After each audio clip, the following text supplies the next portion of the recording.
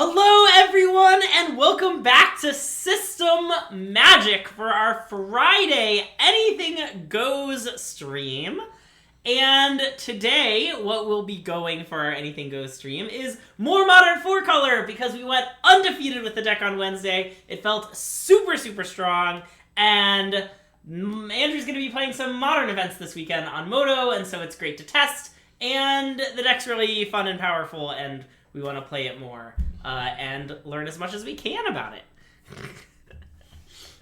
I actually don't, Azak, so sorry, we're just going to have him for now. So Andrew, what can you tell us about 4-Color and specifically the changes you made from the last stream? Well, okay, I'm definitely, most of the changes I'm making here are closer to things that I'm trying than something I'm necessarily sold on. Okay. But I wanted to try, I thought Nissa looked pretty mid. So I wanted to try out a Nissa list, and I wanted to try playing with Fury, because I do think playing a bunch of more pitch things makes sense, because once the ring is going, you usually have infinite cards, so all the pitch things are always good draws. Okay. And basically the consequence of playing Fury in the deck is that you want to get up the red count, so I swapped the Nissas to Fables, and I swapped 2 of the endings to Lightning Bolts. Sure. And I cut the Spell Piercers, which honestly were pretty good last time, and I think probably are good, but aren't critical to the plan or whatever, so sure. I'm trying a no Spell Pierce list to get enough red cards to play Fury. Okay. I'm still kind of a Fable skeptic in this deck, if I'm being honest, but I do like having kind of a critical mass of good 3-drops to ramp into with the Lighted Halfling. Yeah, okay. So I'm trying out 2 Fables and kind of the Nissa slots to see how I feel about that.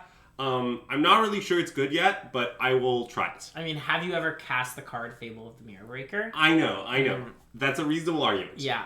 The sideboard is literally card for card, the same as before. I changed nothing. Nice, okay. I'm still pretty interested in a second Elesh Norn, but I'm not really sure how to make space, so I'm here right now. I like most things I have. For example, I like the One Crumble, just a little extra Tron insurance. Yeah. I like having access to a Verdict somewhere. Sure. And so, I don't know. In the end, I liked most... And then I like having about a bajillion cards you can board against Living End. Yeah. And then, obviously, 2 Visages for basically everything else seems pretty reasonable to me. Yeah. So, yeah, I in the end, like a lot of things about the sideboard, so I left that the same. I'm also trying a slightly different trio mix. I'm not sure what makes the most sense, really. Basically, everybody loves to play Zagoth Triome for reasons that I don't fully understand, if I'm being honest. So I'm trying an Indotha Triome right now, which is Abzan, and a Rogran Triome. Okay. And the idea of this Triome set, if you will, is that, well, first of all, Temple Garden is the most fetched land. So playing Indotha Triome as a pseudo-second Temple Garden makes a lot of sense to me. Second of all, I like that the overlap color on the Triomes is white. Because you often control both Triomes, and our deck is predominantly white these days. Right, especially with the only double thing being Solitude. Yes. I guess well, Fury too but now, yes. Mostly I just think in general you want to leave a Blade Binding a lot, you want to Ending a lot. Sometimes you need triple white in the same turn, which doesn't really describe any other color. It's pretty rare to need the color. Maybe you could end up with a Fury Bolt spot now that we have those cards, but probably white will be the only color you'll ever need 3 of. Right. So that's the idea of this list. Otherwise it's mostly similar.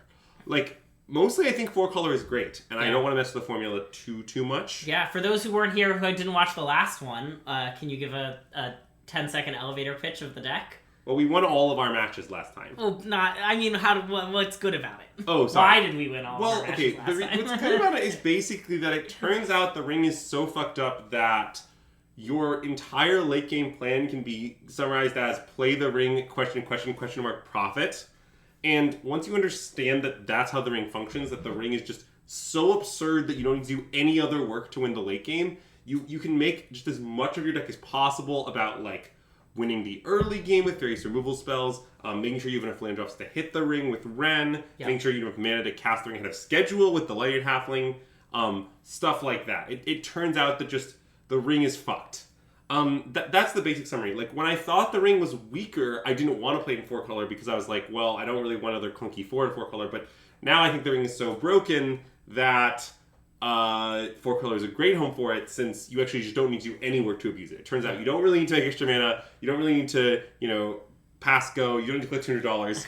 You just basically play the ring and start laughing at your opponent. Oh, 4 Aragons would be so sweet. The 4-color Aragorn, who's, I think, everything but black, right? Same as Omnath? I couldn't tell you. Okay.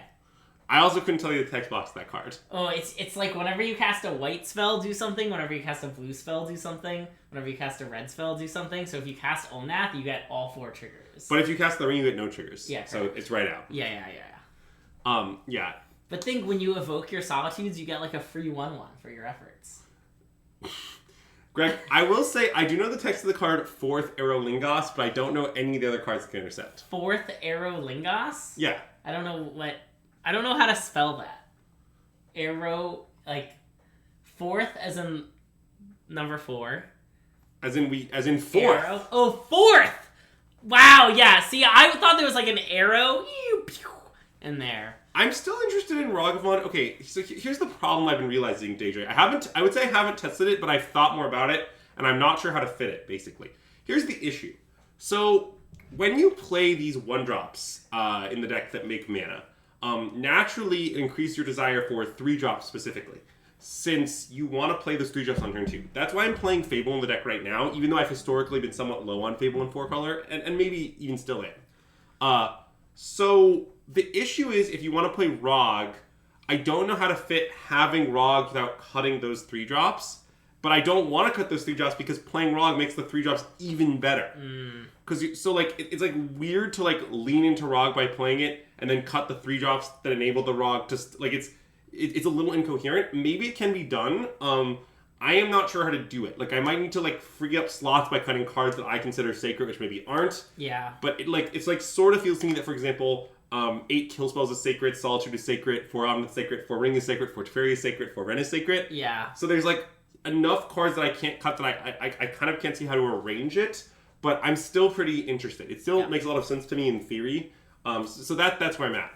Or like the other thing I could do is I just accept, well, I'm playing a million land mana dorks, but I don't have that many 3s, and it'll let me play 4-drops on 3 very consistently. Yeah. But that also feels kind of weird to me. Like, I'm going to often play a mana dork and then get no Val, right. And then finally, if it lives twice, get Val. Like, I don't know. That seems strange too. Especially when your 4s aren't the most like cards you want to slam early. You know. Well, Ramming to the Ring is pretty good. That's true. And Ramming to Omnath is pretty good, even though you won't actually play it until turn 4. You'll play it turn 4 with a land drop unexpended. Right.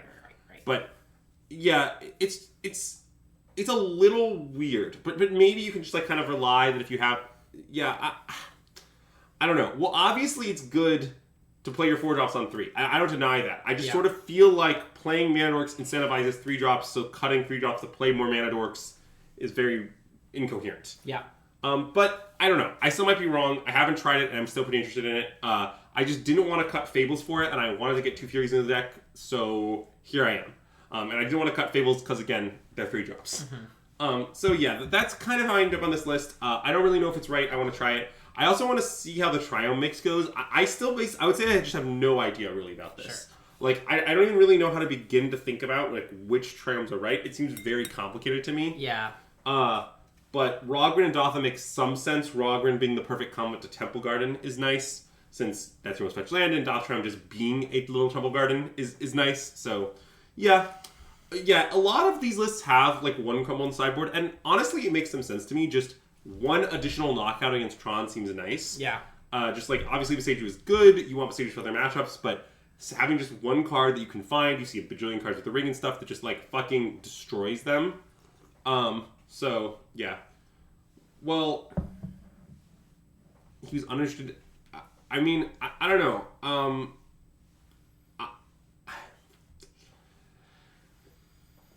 don't know how to answer that objection. That sounds like it depends on everything. Yeah. But I think we should fire it off. All right. Let's jump into Modern League. Let's change our deck to 4-color Fury. Fury.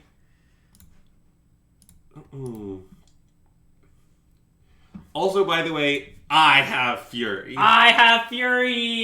That's it. Shout out to anyone who knows what the hell we're talking about. Yeah. I don't know if this reference is broad appeal enough that I'm appealing to most people or almost no people. I actually don't know either. I made the reference, and I was surprised that you not only got it but had already made the reference in your tweet. Yeah. Well, I love those games. Oh, they're great. What's our candle today? Great question. We've got a nice fresh cut grass candle from the Nika's Home brand. One of many candles given to us by friend of the stream, Andrew's mom. Notably, I asked Andrew to go pick out a candle sponsor because I was busy, and he grabbed exclusively candles that were purchased by his mom. Unintentionally, but I thought it was kind of funny. So Andrew and Andrew's mom have a similar candle taste. But yeah, it's nice fresh cut grass. It really does kind of smell like fresh cut grass. Yeah. And it's pretty pleasant. All right. Well, this is a great hand we've got here. Yeah, we're up against Fencing Brick. Oh, we sure are. Occasional stream viewer Fencing Brick. Really? I think so. I guess so. I think I've seen Fencing Brick in our chat before. Okay. You're better at remembering people who have viewed the stream than I am. Mm-mm. So we're going to get Indatha. Well, no, we're playing Delight Happen. Oh, right. We're just going to get Temple Garden. Temple Garden Nice. events. Oh, beautiful. Yeah, although my intent is to just slam Fable on 2. Yeah. Because I don't really need to start the renting, I need to start the looting, as it were. The most delighted of halflings for you.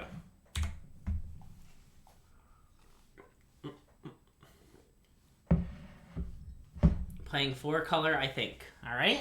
Well, wait, is this Brickman? Wait, there's 2 people with Brick in their name, and I can never remember which of the 2 is Brickman. I know that sounds stupid, but that's legitimately where I'm at. Like, there's 2 people with... but anyway, this one is Brickman. Okay. Brickman I know well. And hey, Waterboat21, welcome to the stream, and thanks for the follow! Ugh, my favorite thing is the K on the System Magic page when it says System Magic 1K followers, because we just hit 1K, and I love it. Well, seriously, there's definitely another user who sometimes also, like, 2 people have Brick in their usernames and occasionally watch the stream. And one of the 2 is Brickman. And this fact has confused me many times in my life. This Fable card is looking pretty good here, huh? It kind of does, yeah. And I'll just watch a Sacred Foundry. That makes everything work. Are you the 1000th follower? You're not Waterboat21. You're like 1015-ish. We hit 1000, I think, 2 or 3 streams ago. Yeah, however, if anyone here happens to be the 1000th follower, if you find me in a tournament and it is convenient for me to buy you ice cream, I will buy you ice cream. Yeah, I did call them out. I, missed it, but then I, found out who it was at the time, but now it would be too much work to remind myself. Do you get ice cream? I mean, I don't know. Look, if you come find me at a tournament and ask really, really nicely, you can have ice cream. Greg's making a really aggressive offer there. You have to ask really, really, really nicely, though. Like, how nicely would you say? I think I was pretty clear. Really, really, really nicely. Okay, so is this Tef that's happening here? That would make a lot of sense into my Fable that would token. be bad. I mean, it's not that bad. We keep the Fable part. Yeah. It's certainly not my favorite. Okay, well, I think I would like to loot away a land. Okay, that makes sense. Do we want to loot away Fury? I think Fury's going to be good. So maybe just a land? I think just a land. Okay. And then are we going to slam Omnath or slam Tef? I think slam Tef. Okay. Which lands should we loot away? I mean, I guess we're going to find a triome either way, so it doesn't matter. Well, maybe. I think it's complicated what we're going to do. I might not want to crack the land.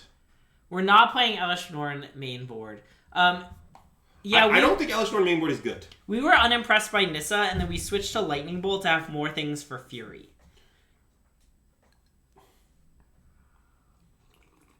I mean, an interesting question here is, well, is should we minus Tef on Fable? It kind of seems like we have a lot to do with our mana. Yeah. But I guess drawing the card would be nice. I think the question is mostly like, would you rather have Fable in our hand or in play? Like, I think we should minus Tef. Yeah, I agree. And the only question is whether we should target Fable or nothing. But I think I'm into target Fable. Okay. I like getting Val. Okay. And this way, even if we... it's very possible our next turn is just to play Fable again. Yeah. Ooh, Binding was a nice draw. Though I guess a little awkward because we can't cast it. It's a little awkward, yeah. It's not that awkward. And I mean, I think my intent is just to fetch Friends off the Triumph here. Which is the black source. Sure. Wait, what does no plays mean? It means his hand is reactive and he doesn't want to kill a Tef. Sure. It also might mean his hand is bad, but Right. it at least means it's reactive. Okay, well, let's Omnath. Omnath. Yeah, this is definitely an Omnath angle. I'm not even sure which thing we should play with our mana, but we should definitely Omnath.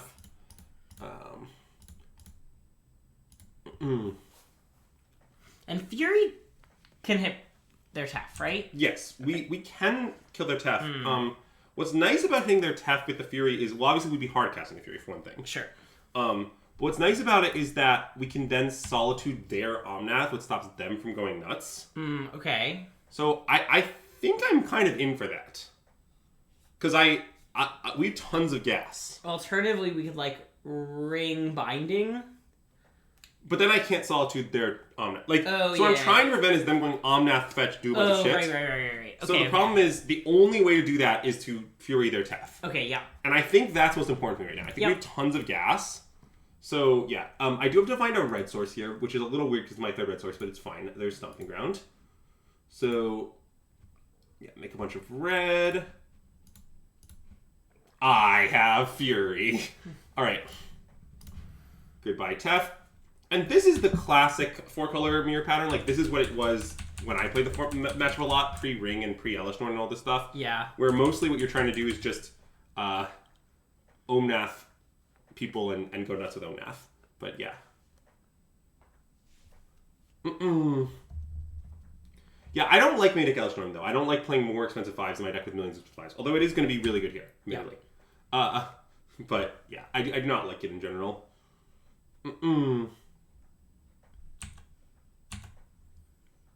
Yeah, this is scary. Well, I mean, it's obviously bad for us. It's not that bad. I mean, basically, we're going to draw a bajillion cards with the Ring, and if we find a Prismatic Ending, they're fucked. And even if we don't, Tef might handle the Elishnorn. So I'm not that scared. And, like, even Elishnorn, like, double triggering stuff isn't necessarily that bad in the sense that we can then undouble... Like, if it's late binding, we can undouble trigger it. Oh, that's true. Now, obviously, if it's Solitude, that could be annoying, but... I feel like Solitude would have happened by now if it was going to happen. Maybe not. Solitude might be happening right now. Yeah, it definitely might be. I don't understand... What I would say I don't understand is if Brickman has Solitude, I don't understand the reluctance to just fire it off. Yeah. Like... Well, we did have Teferi. I know, but I would just clearly Solitude these two things. I mean, I know that they're not that great. Oh, I see, yeah. Like... It's really bad. I mean, what if the hand is like Solitude, land? Then I would Solitude because you get 2 Solitudes out of it. Okay. And I mean, if I untap and ending the Elishnorn, you're really fucking sad you didn't double Solitude. Yeah. But anyway, let's play the Ring and not gain protection from everything.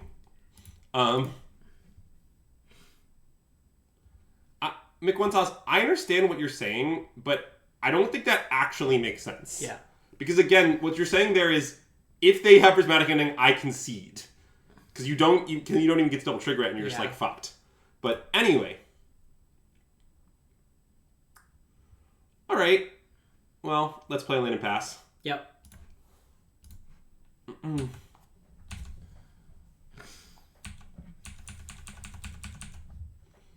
Yeah, it is true that if they Solitude, it will have 2 sack triggers done. You're not wrong about that.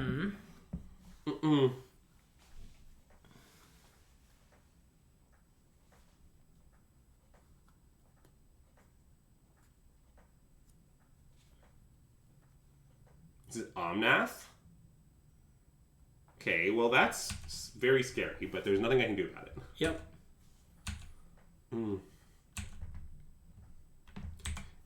Yeah, I mean, certainly having less endings to answer opposing Elishnorns is a downside of playing these bolts to enable the Furies. Yeah.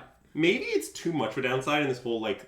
Because I think if we decide that bolt is too much of a downside and to play the split, then, like, the whole chain of events that cause Fury to make our deck will come tumbling down. Yeah. Like, I'll basically have to cut Furies if I decide playing 2 endings is untenable. It's not yet clear to me that's the case, mostly because I'm just not exactly sure the mirror is about Elishnorn anymore. I mean, I'm not saying Elishnorn isn't good. Yeah. It's more like, I think that the ring draws so many cards that if your opponent is Elishnorn, even if, and you have the ring, who's winning seems competitive to me. Yeah. But that isn't to say that Elishnorn isn't effective in the mirror. Obviously it's effective.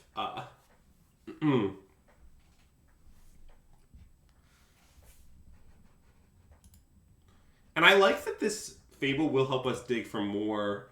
Okay, so that's really unfortunate because that means they can presumably hit Teferi and the ring. Yeah. I suppose their creatures aren't doing much. Whatever it used to. Again, this card is fucked. I don't know what to say.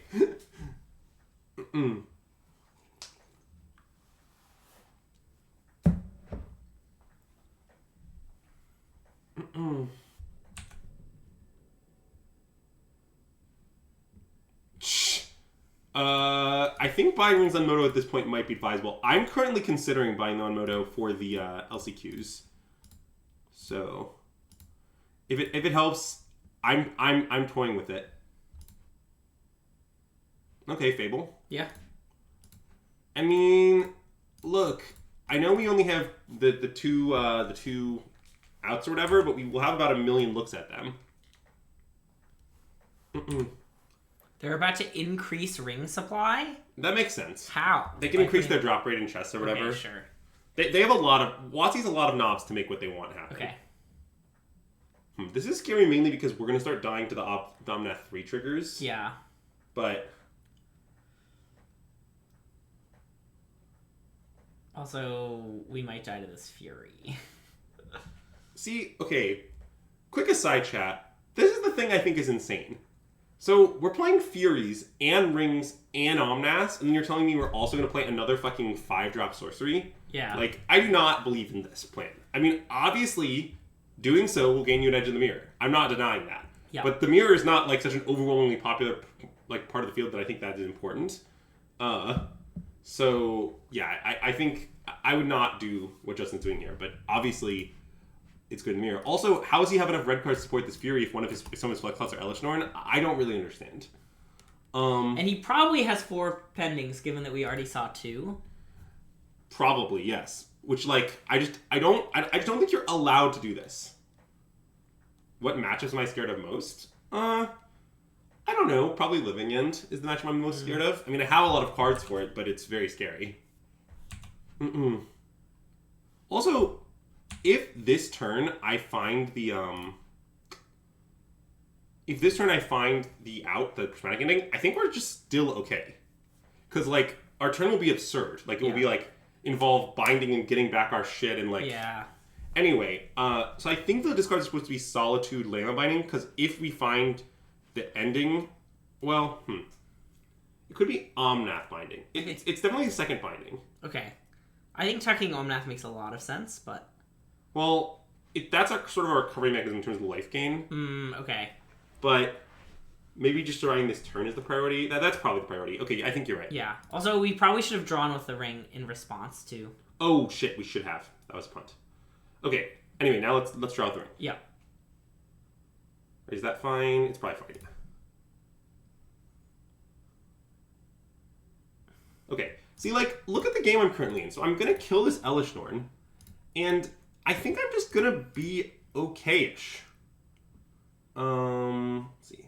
These lands and black and red. Yep. Yeah.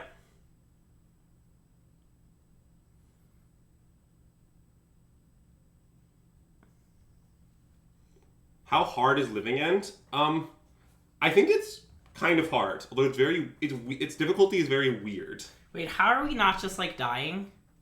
Well, I'm going to cast Leyline Binding on their Leyline Binding. Okay. Then I will use Teferi to bounce something and draw a card. Yeah. I guess I need to draw any card that does anything. Yeah. But I don't need much. True. Like, any white card or any red card is sufficient. Yeah. And we're not taking any ring damage, obviously, because... Wait, I'm not even dead on board. Yeah. Because I get a new ring. But you didn't cast it from your hand. But I know, but it means I don't take any burden damage. Right. So I'm at 5. This isn't even lethal. Yeah, okay. It's not... Zoe, that's not... Okay. We need to have a discussion about the complications of difficulty. But yeah.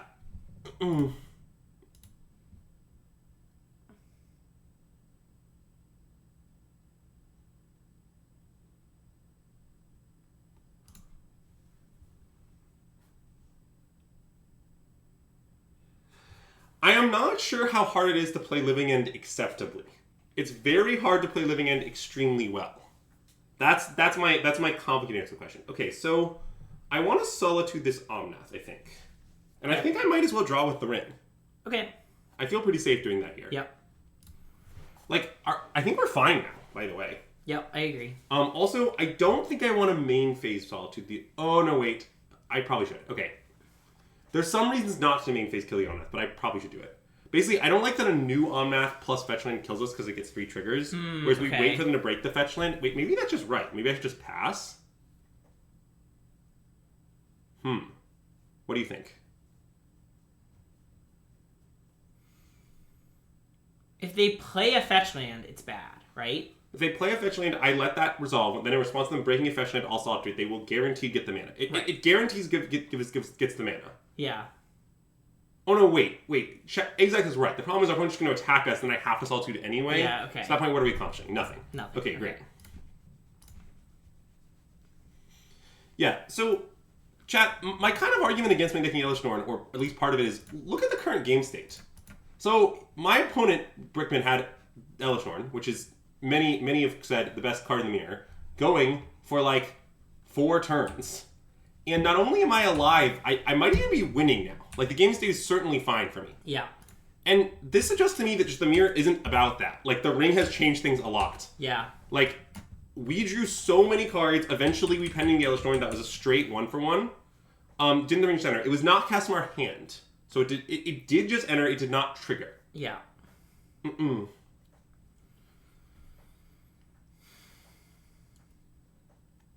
And this is what led to my take of I just don't think Elesh Norn is great in the mirror these days. I'm not saying you shouldn't play any. Again, I literally have it on the sideboard.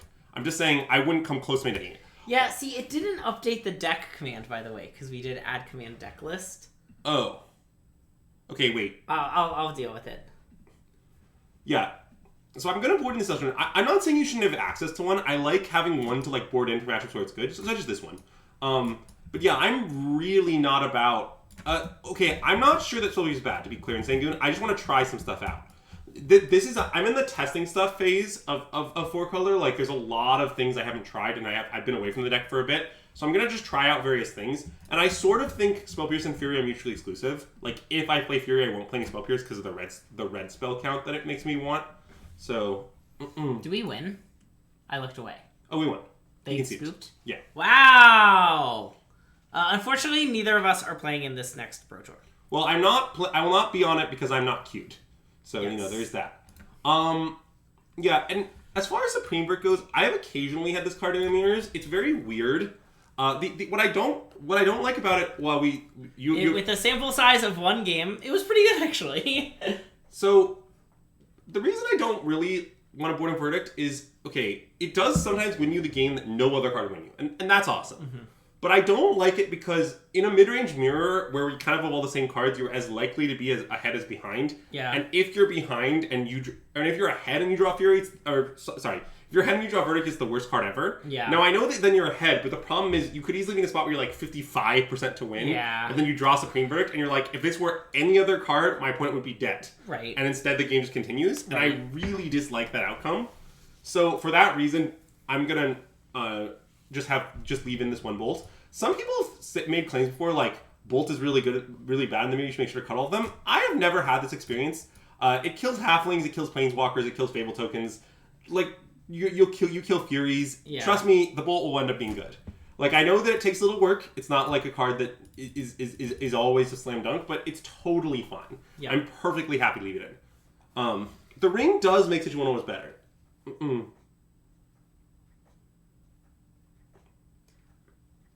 Brickman missed lethal? Well. Okay, this hand is bad-ish.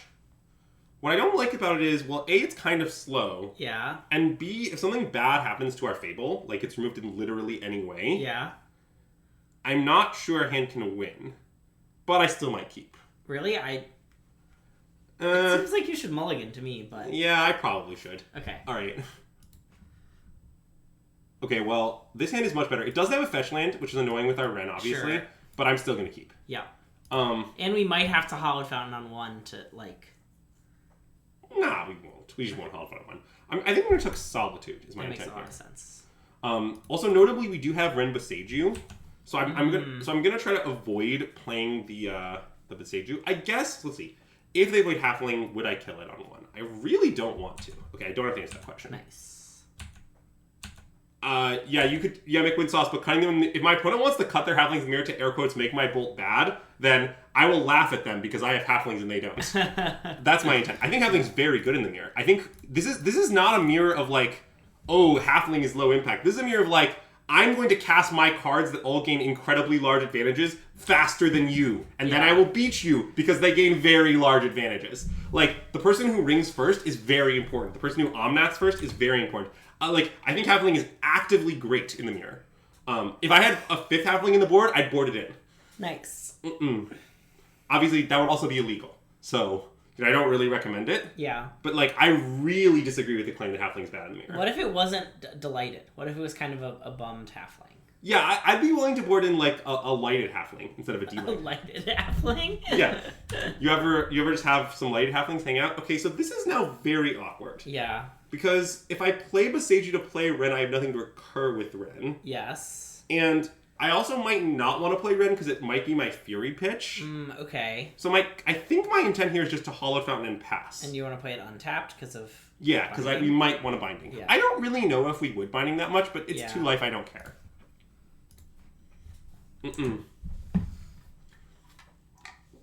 Well, if you're going to play Merc in this format, that's certainly true. Moping Sagi Halfling, yeah, that's right.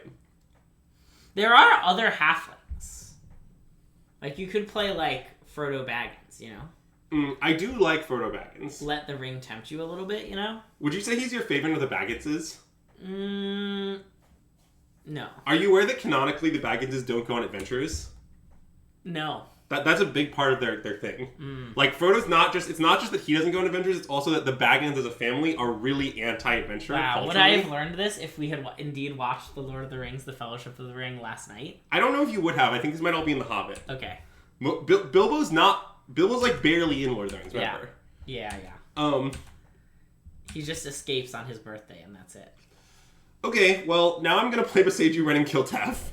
Okay, yeah. And it'll be a little awkward, but you know, we'll get through it as a family. Nice. I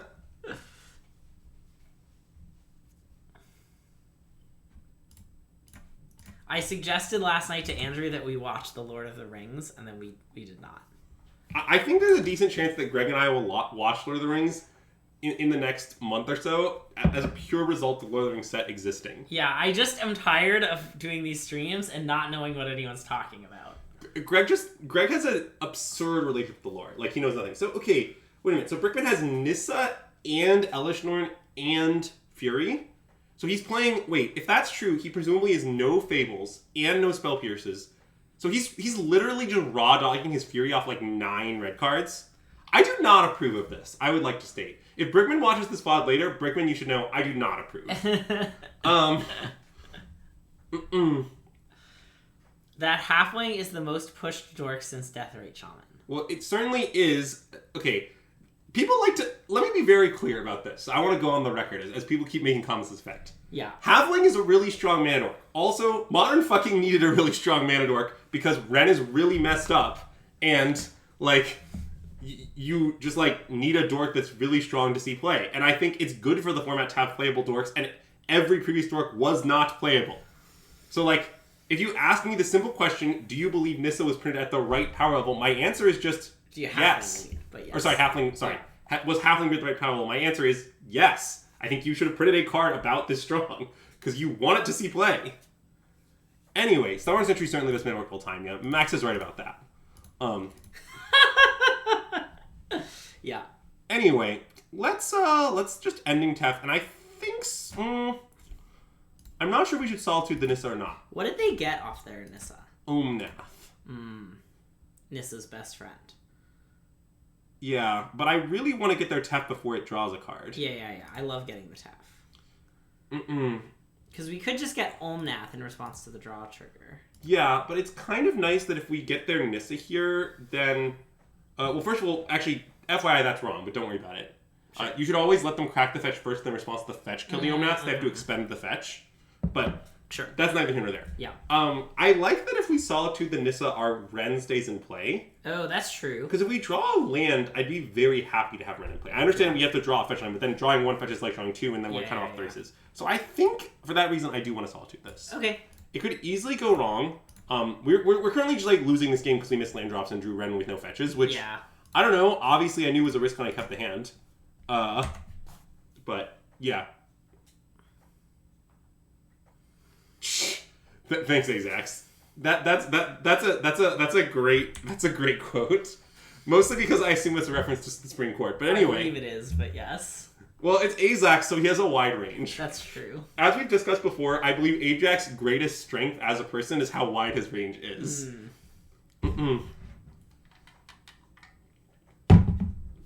What would you say? No, I'm not gonna.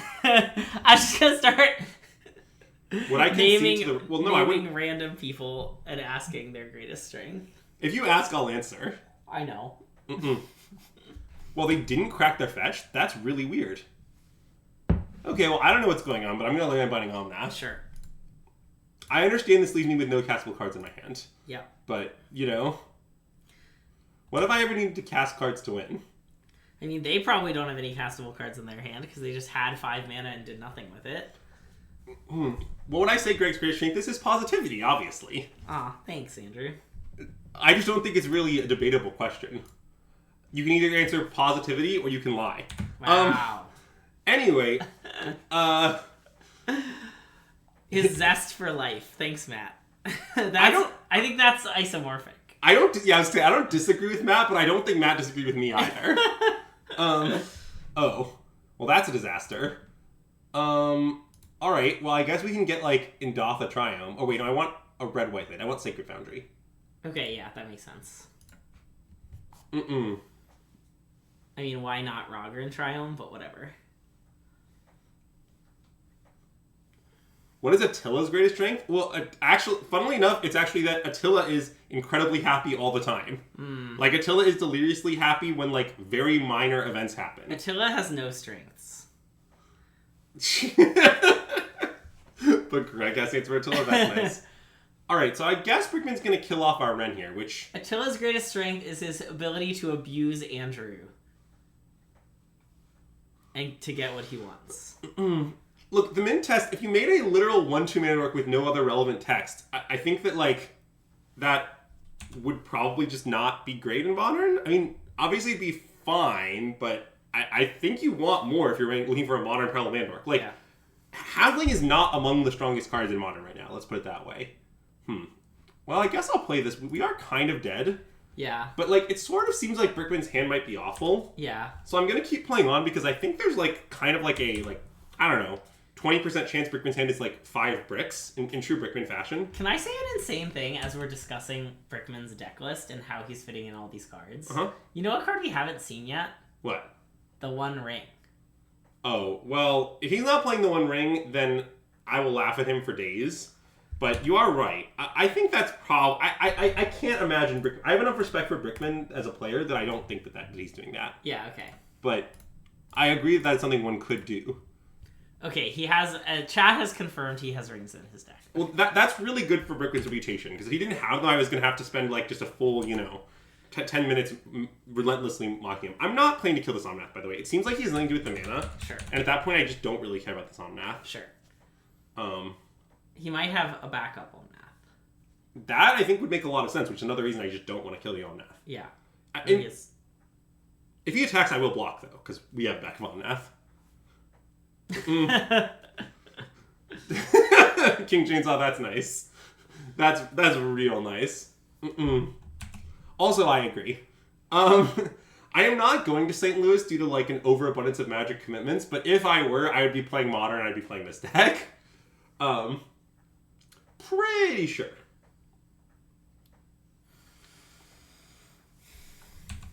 Yeah, I think I'm pretty willing to just go to 4. Yeah. I just think how we win this game is we untap, we play Omnath, we draw a card, we play a fetch land. It's not asking that much. I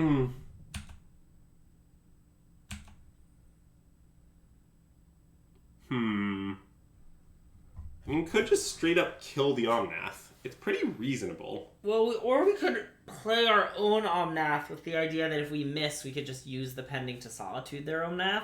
Well, I know, but I think that scenario, if we miss, is kind of bad. Yeah, I guess so. I want just ending it. Okay, that makes sense. And then, partially, I like this because it just gives us another turn to draw a fetch. Or the top card of Omnath could be a fetch one more down or whatever. However you want to think about it. Wait, you gotta make blue off the Hollowed Fountain. Oh, you're right, sorry. I can do it in any way I want as long as I make blue off the Hollowed Fountain. Yeah. Actually, that's just not true. There's only one way to do it. Oh, because this has to make greens, this to make red. Oh, you're right. Brickman boarded in Dovin's Veto? I mean, that's not unreasonable. I don't think I like Dovin's Veto in the mirror, but it's not crazy. It might get me here, though, obviously.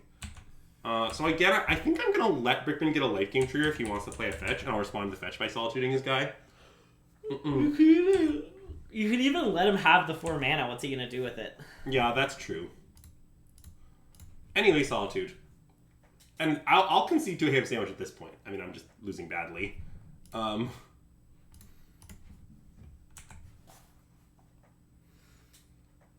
Okay, the mint test. Here is my response to what you just said. If you were spending even 5 minutes thinking about the implications of open deck list to your deck choice, you have spent too many minutes thinking about the implications of open deck list on your deck choice. It doesn't matter, the same decks are good. Yeah. That's my take. The effect is so small as to be irrelevant. Do I like taking land in the mirror? No. You want to know what the best card in the mirror is? Because let me give you a hint. It's not this one. It's this one. So if only there was a card that could very conveniently answer the best card in the mirror. I did that yesterday for my first game of this mirror, and then I boarded them back in after playing game 1. Yeah. Because I realized what the game was actually about. I want to kill the rings. Yeah. I want to kill them very badly. I don't mind countering them, but I really want to kill them. Yeah. So now we're on the play. Yeah, I don't know. Maybe Brickman did board out his halflings. I don't care. I'm just going to leave him bold. I think Veto's just so narrow. We'll find an answer for it. Yeah. We were really unimpressed by Nissa last time. Well, it just needs a lot to go right to be good. This is fine. A little slow, but nothing wrong with this hand. Yep. Do I think this is bad in this deck? Yeah, I kind of do. Mostly, it's not awful, but it hasn't been great for me. My intent here is just fetch Indotha Triome. Yeah. I could try to reserve the fetch land for Omnaths, but like looking at our lands, I think we're gonna need the fetch. Insane Goon, I don't know. Mostly, if we decide that ending is too much better than Bolt to play a split, what that will cause me to do is cut Fury. It won't cause me to like play a slightly weirder split. I will just not play Fury.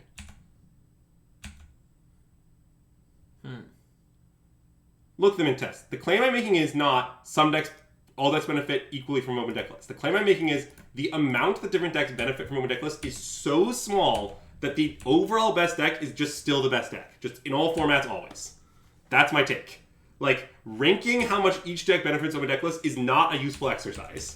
Like, don't do this. Just figure out which deck is the best.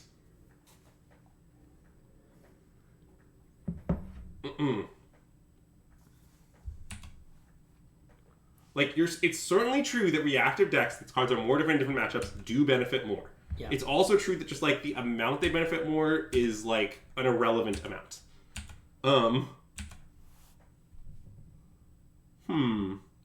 Okay, I'm just going to tap and draw. Okay. If they run it down, we can bolt the Ren. Yeah.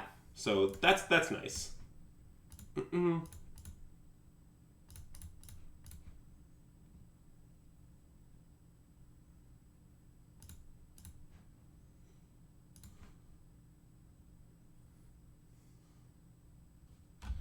Okay, well, as far as non-land draws goes, honestly, that's one of the better ones. That's true.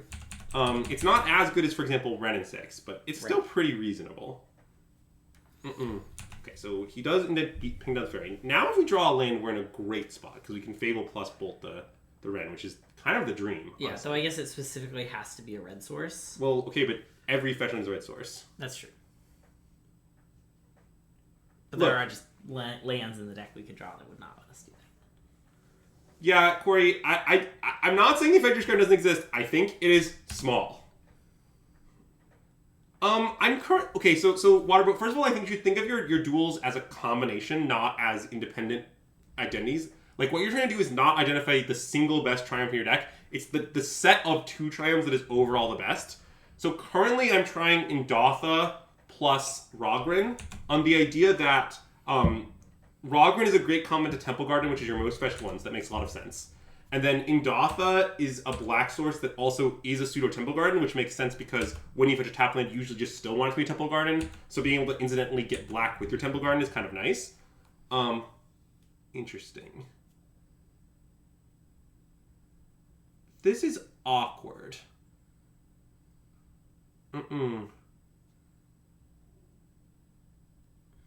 The answer is no, Tron is bad. I mean, it did gain a ton from the ring in the sense that it got substantially better, but it's still unplayable, is my honest answer. I spent a bunch of time on Tron because I love Tron, and it's a deck I've played the most of Modern in my life, and I think it's still bad. I think we just bolt the Wrenn. I think so, yeah. It's not great. Yeah. But anyway, so I'm currently trying out Indotha Rogren. I'm very unconfident if it's right. I was trying Zagoth Jetmeter before, but I do like that these two have an overlap color of white, which is nice when white's the color you most frequently want. Okay, people love to say Tron is good against 4-color. Say. My response is, it's structurally favored. Tron should be favored. If Tron were playable, it would be favored. Yeah. I'm not sure it's actually favored. Yeah. The problem is Tron is just such a bad deck, and 4-color is just such a high-powered functional deck, that, like, you just, like, often beat them even though you shouldn't. Like, every game you win feels like you stole it, but you win a lot. Yeah. So, I do not think that Tron is a good answer to 4-color, really. Mostly it's just too bad a deck. Like, I don't know. There was an instance where frenemy of the stream, Azax, played Tron in a prelim, and he lost repeatedly to 4-color, and his feedback was, I never assembled Tron. And it's like, yeah, I mean, that sucks that they always just, like, randomly stage you or crumble you off your Tron or whatever, but also, like, I don't know, their deck is highly functional. It worked every time, and your deck didn't, because it's Tron. That's like, kind of how I feel. But anyway, okay, so we should definitely kill one of their permanents. Yeah. Probably the One Ring. I love it.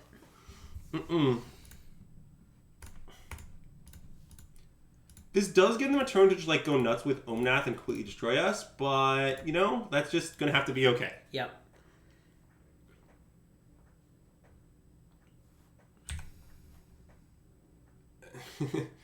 That is a complicated question. I think Tron is bad, also people are playing it more right now. Are you asking a question about how good... Are you asking a question... Wow, that's a great quote, Azax.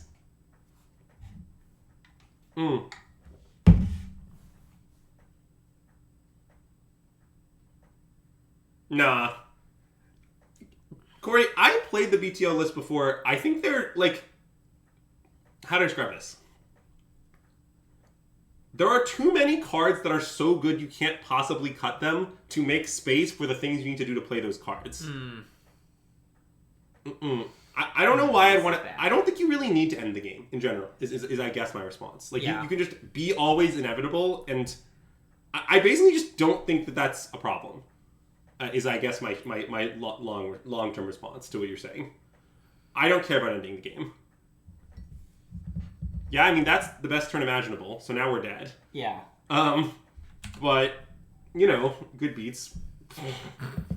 4 colors, 4 Omnaths. Well,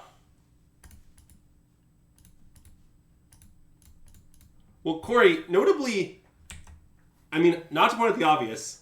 Modern is very different. Yeah, Modern, like, almost a bajillion sets of a bajillion broken Modern cards have been printed since then. Yeah. Like, notably, 4-color was the best deck in Modern for, like, a year when it had Yorion. And, like, it was basically the same deck. And it was... Oh, wait, shit. I should have maybe responded. Maybe not. Oh, wait. I probably don't want to respond. Sorry, there's another one. I'm an idiot. Yeah. Okay. I think I'm ready for some legal game actions whenever you are, but... Do you want to cast Solitude here? To block? To hope Moto bugs? Okay, you're right. Live resolves. I mean, 4-color was totally reactive when it was the best deck, is what I'm pointing at. Which was when Yorion was legal. Yeah, I couldn't have less interest in BTL shells.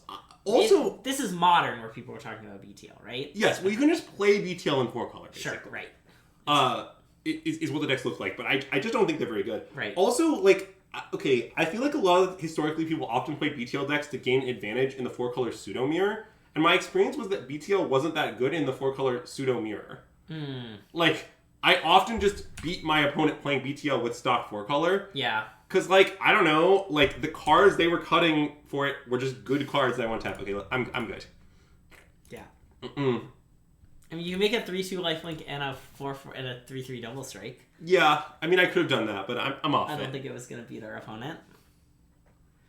Well, it's not even just that they're not great against Teferi. It's just sort of like, usually when people do this sort of thing, when they're like, I'll just take this existing deck and add BTL or whatever, what they're doing is like, I'll just like cut the bad cards, like the slop slots, like the flex slots. And the way I feel about 4-colors right now is like, if you just put all of the broken cards in your deck, you're at almost an entire deck right then. Yeah. So there aren't really any flex slots to shave, but yeah. I mean, 4-color was probably... Well, wait a minute. Disregarding their metas? You mean disregard the fact that every other deck changed as a result of the ring and a bunch of new cards being added? That's not a good way to think, is my response. Like, there is... Like, strength in a vacuum is irrelevant and always has been, because notably you can't breathe in a vacuum. So, the correct answer to your question is, I refuse to disregard their metas. Yeah.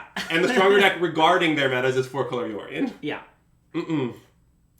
Especially with such a reactive deck. Like...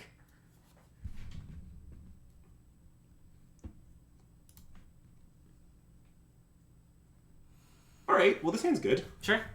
I mean, this time our mana even works. Yeah. We will probably play the stage as a land, but that's fine. That's okay. Yeah, in fact, I guess probably what I can do is I can kind of delay the decision, because I can play this, and then we can sort of see what they do. Okay. And then fetch accordingly. What are you trying to Ashiok? Mostly, I'm not sure that Ashiok is a good card, but... This is War of the Spark Ashiok? Yeah, the one that prints Searching. Okay. Okay, that's fine. Sorry, you're trying to stop your opponent cycling for lands with your 3-drop? I don't think boarding Ashiok against Living In sounds good at all. Well, doesn't it exile their entire graveyard? Oh, wait. I see. That's true. Interesting.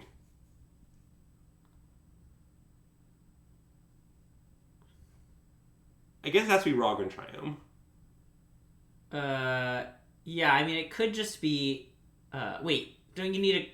Oh, no, you need a red source. Rogran Triumph does everything Yeah, you want. okay, yeah. It's a Sacred Foundry plus. Yeah.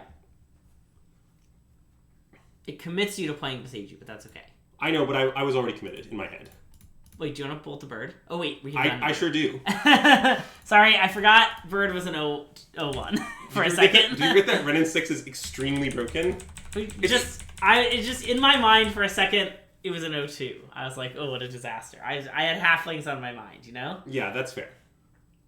God, I really hope people keep playing Yogg if I'm going to play 4-color. Yogg is not good against 4-color. I don't know what to say. Yeah, I don't know. I haven't tried it. I'm a little skeptical. I'm worried that Ashiok is too bad a Magic card, but I understand that's an incredibly nebulous objection. So I would understand if you want to ignore my incredibly nebulous objection. God, it's really awkward to kill these stupid young wolves, honestly. I don't really want to do it.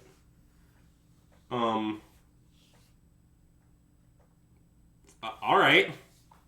I guess they got me. Yeah. I don't feel that got, but... I mean, we are a little land light for sure. Sure. But I think we're gonna, I think we're gonna be able to overcome our opponent pitching 2 cards to do this. Oh, they're gonna also court in response. That makes some sense. Cord for 0? Yeah, Dryad Arbor presumably. Yeah. But it's fine. I mean, so what I think we're gonna do from here is probably just play Light Halfling and bolt their Dryad Arbor. Yeah, that makes sense. I really don't want to give them 4 mana to Yogg next turn. Yeah. As soon as they only have 1 card in hand. Wait, what? They just didn't find anything? What?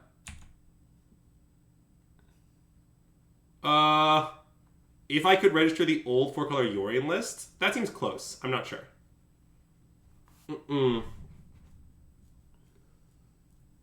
Okay, well then why nothing is super weird. I don't know what it. Yeah, I mean, it's really they, bizarre. Misclicked or I don't know. I don't know, but I think we should play Fable, for many reasons. Okay. Basically, given that they didn't find the Dryad Arbor, Fable it does make a mana in a sense. So it's like playing Light Halfling. The looting, I don't know if we'll get that much value out of, but we can probably do a little. Yeah. And I mostly just I like not giving Youngles free attacks on the Ren. Okay. Okay, shame concession. Well, I think they were pretty dead. Yeah. 4-color feels great. I love it. Yeah, 4 it's I mean, we just lost to the Mirror, but we went undefeated on our last stream. As an average Tron player, do we feel Crucible of Worlds deserves a sideboard slot? Nah. We played Tron about a week ago, and you can see our list if you just go to our Twitter, System Magic MTG, and scroll back a little bit. I assume you wouldn't. Where you are is pretty similar to where you were then. Yes, okay. That's still the Tron list I like.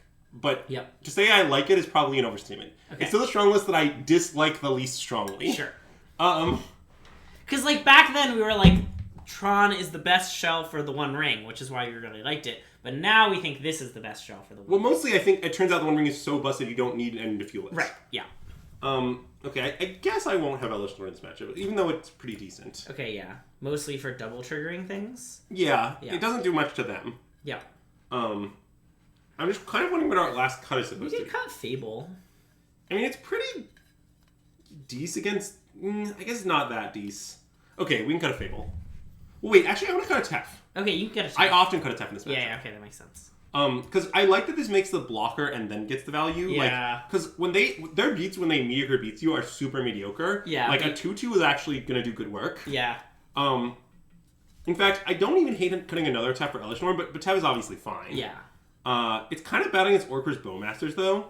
Yeah, let's still leave 3. Okay. I think it's reasonable to play the Elesh Norn. I'm not very confident. I think we like 3 in the main, 1 side for Karn Tutor. Yeah, 3. I played 3 on one side. Yeah. I honestly think it's kind of close. I'm not really confident one or the other. Yep. But I was playing 3 main, 1 side. Do we think the ring is too strong personally? I don't know if I think it's too strong. I think it's too strong. Sorry, that was a really weird statement. Yeah. I don't think it's too strong. Oh wow, this is going to be a weird situation. Because we have Fury is the complication. Oh, so it's tempting to wait? Leaving in their elves so that they do a bunch of shit and then we Fury them to Stone Age is kind of appealing. Isn't it? Isn't the Fury going to be good even if we bolt the Hierarch? Probably. But I guess we're getting rid of our only pitchable. Yes. That's the issue? I think we should Halfling. Okay, I like Halfling. I think we should Halfling off... I don't know what land. Temple Garden? I guess? Just Temple Garden's defense angle? Sure. And if we have to get Rog... No. Well, this does make Triumph fetching a little awkward. Yeah. I acknowledge this. I don't think the ring is too strong for Modern. Is that why people play... No. The other Triumph mix, you can get Temple Garden blank is a complete set, but I guess it's never... That only works if you play Xander's Lounge, and it turns out Xander's Lounge doesn't work with the fetch base because you need your fetches to be able to find basics. Yeah.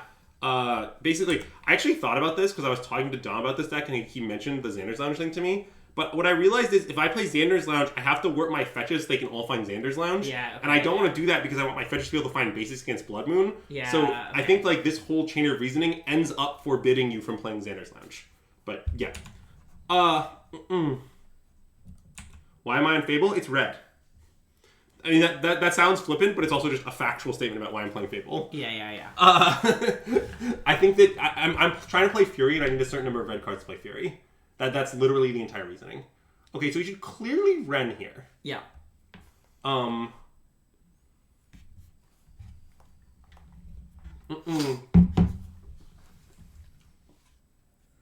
What else do you think we should do? Do you think we should Delayed Halfling or Bolt?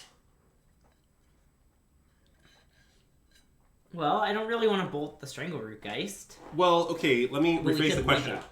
When they attack Ren at 2 loyalty with their Strangler Geist, Yeah. would you prefer to bolt it or block with Delayed Halfling? I think I'd prefer to block with Delayed Halfling. Really? Okay. I mean, it doesn't look like Delayed Halfling is great here. I guess that's true. Yeah, okay. So I think my intent is to fetch Steam Vents, play Ren off these two, play Delayed Halfling, ping this, go. Sure.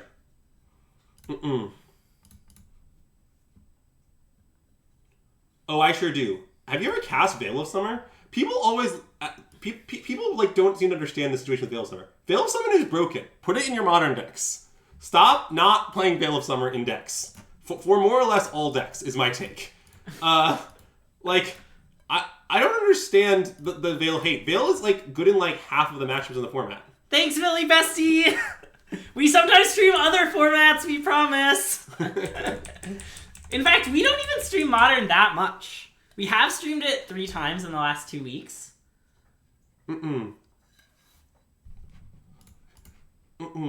Sorry, to respond a little slightly more to the Ring comments. Basically, yeah, do I think Ring might end up needing to be banned? Yes. Do I think right now that's too strong? No, not really. Modern has a lot of fucked up stuff going on. Yeah. Like, it's not clear to me that Ring is stronger than, like, Ragavan and Ren and, like, I don't know.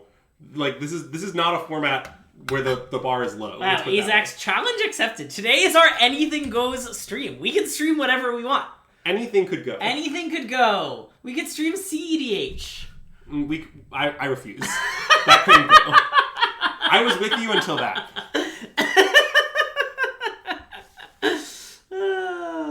Alright, so I think I just want to plus Ren, play Tef, bolt Strangergeist, and maybe just bounce a random Young Wolf? I don't know. And then that lets them kill Tef, but that's just fine. Yeah. Yeah. Anything but not CDH. Yeah, exactly. You know? We could stream Apex Shadow Legends on Friday, you know?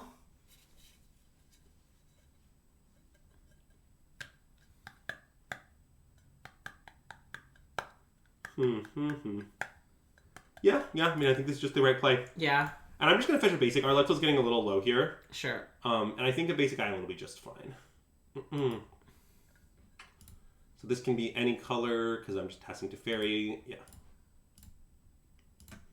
What's today's candle sponsor? Great question. Today we've got a nice fresh cut grass candle from the Nika's Home brand. A candle given to us by friend of the stream, Andrew's mom, as a nice gift.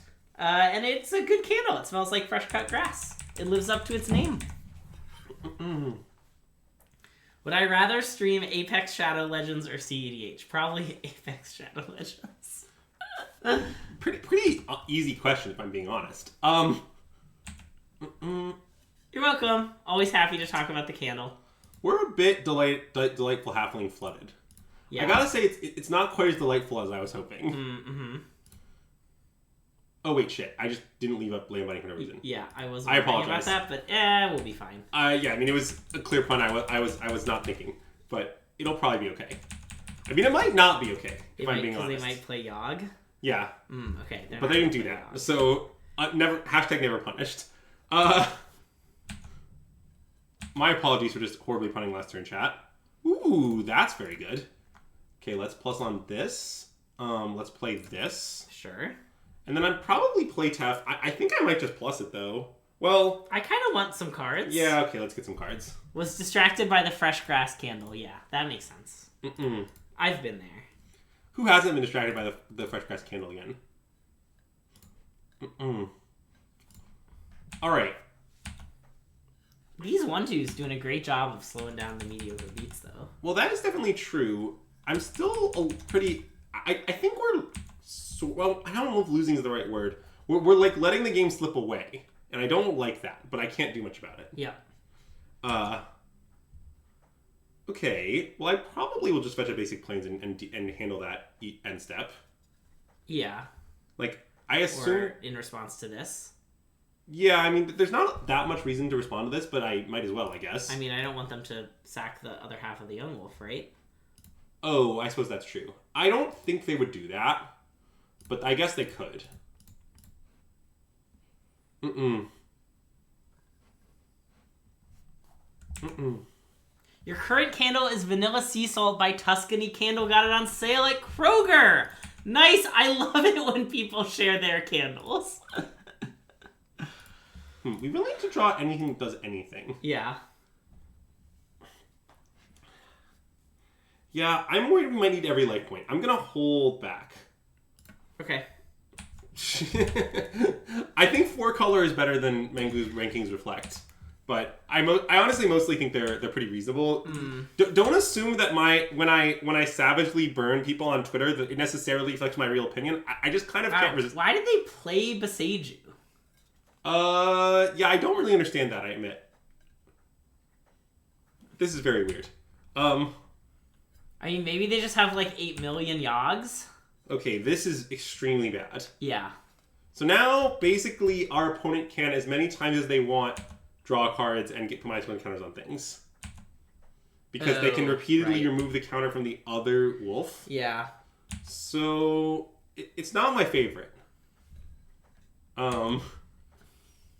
This is going to be tough to get out of, because they can draw like 14 or something. Yeah. And we drew another card that doesn't do anything. Alright. Well. I guess the right play... Actually, this is actually semi-relevant. I should Beseiju them on their Twilight Mire. Sure. Because it removes their... It like limits their black mana. Yeah. Does this matter? Almost certainly not. But it is right to do. Yeah. And then I'm going to plus on Beseiju. Yeah. And then I guess I can re-Beseiju, maybe? Their Overgrown Tomb again. Sure. I don't know that this is really getting me anywhere, but I don't really have anything better to do. How many Black Switches do we think Yogg plays? The problem is they probably play like 4 Overgrown Tombs. They're a 2-color deck. Yeah. So my guess is the strategy I'm employing is hideously ineffective, and we're very likely to be dead on their turn. Yeah. For example, we're casually... So like, they draw a bajillion cards, and then usually the deck plays some sort of kill con. Yeah. I believe the most popular is like sometimes like Blood Artist, for example. Which that's a nice one. That ends up killing you with once it's assembled. Yeah. They also can like Chord for a thing because they'll have all their mana on tap. Basically, we're obscenely likely dead. Don't play Aragorn the Uniter. Chat's certainly trolling. Does 4 colors still full the creativity? Absolutely not. Have you ever cast the One Ring against creativity? Oh, it's so good. Yes. I don't know if... Here's my take. Oh, actually, this is actually a take on Mengu's tier list. I think creativity might be really bad now, actually. I think the One Ring is everywhere and is very good against creativity. Yeah. So I think that, I'm not sure creativity is playable. And so I think, Mengu ranking it 3rd is absurd in the format. I really disagree with that. I mean... I thought creativity was okay before. Obviously, it does some of the most fundamentally powerful things in the format. Okay, we're dead, I assume. Yeah. That's the Thoughtseize of a person who has it all and is just making sure we don't have anything. Yeah. I mean, yeah, I'm ready to concede whenever you are, but... Oh, yeah, I can concede. Okay. So, yeah, that's my main take. I also think Scam got more worse than Mengu seems to think. I don't think Scam is unplayable, but it's clearly worse. Anyway, mostly like our deck. We just prefer not to flood as hard as we did. Yeah. I guess... I don't know, it seemed okay. Yeah. I'm still thinking about this. Okay. Thinking about her, you know? Yeah. She also is a 4/7. 4/7 is big. She gets Gristed, though. This is probably better. Yeah. The fact that she gets Gristed is really awkward. Yeah. Because that's their only removal spell anyway. Alright, I mean, I could keep this, but I'm just going to mull, I think. This hand's pretty bad. Yeah. I get that it's turn 2 removal spell into turn 3 Tef, but I don't know, I just think my average 6 is better. Okay, I agree. I think we like Crumble better. I mean, I'm going to keep this. Yeah. For better or for worse. I don't know. It has our best card. We just need to draw any fetch land. Yeah. Most lands that randomly make colors do it. Right. Tuck land, tuck second Wren. Tuck second Wren, yeah. Yep. And my intent here is to play the Windswept Heath and not crack it to increase the number of lands we can draw that are outs. Yep. For example, if anything I find that is not a stomping ground will decrease, like make it so drawing some land doesn't work. Yeah. And I don't want to fetch stomping ground, so I'm just gonna chill. Yeah. Okay, if we want to have a quick talk about Eldamari's Call, here's a take for you. I don't think Eldamari's Call has been playable in 4-color possibly ever. Certainly not since the Yorion ban, and certainly not since they banned Yorion, then printed 2 insane 4-ofs to put in your deck. Yeah. Like, I wouldn't have played it... Like, when I had 80 cards, I was playing 0 calls. Yeah. Then they forced me to play 60, and I was still playing 0 calls. Because, I had to cut a bunch of cards. And then... No. People claimed it became playable with Zealot's I don't agree that it was. Okay, we did hit, but... I mean, now we're fine. Yeah. Like, I'm not saying our hand is that exceptional into Thoughtseize. Obviously, it's not great into Thoughtseize, but I don't know. They'll play like a Wall of Roots here, or a String of Root Geist. We'll Tef bounce it. I'm pretty likely to just untap play the ring.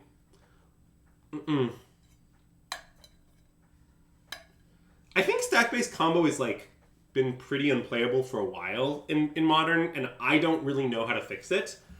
If I were going to look in that direction, I would look at Matt Nass's Lotus Field deck with the only land being 1 Lotus Field and Charbelcher. That's the deck I would look at.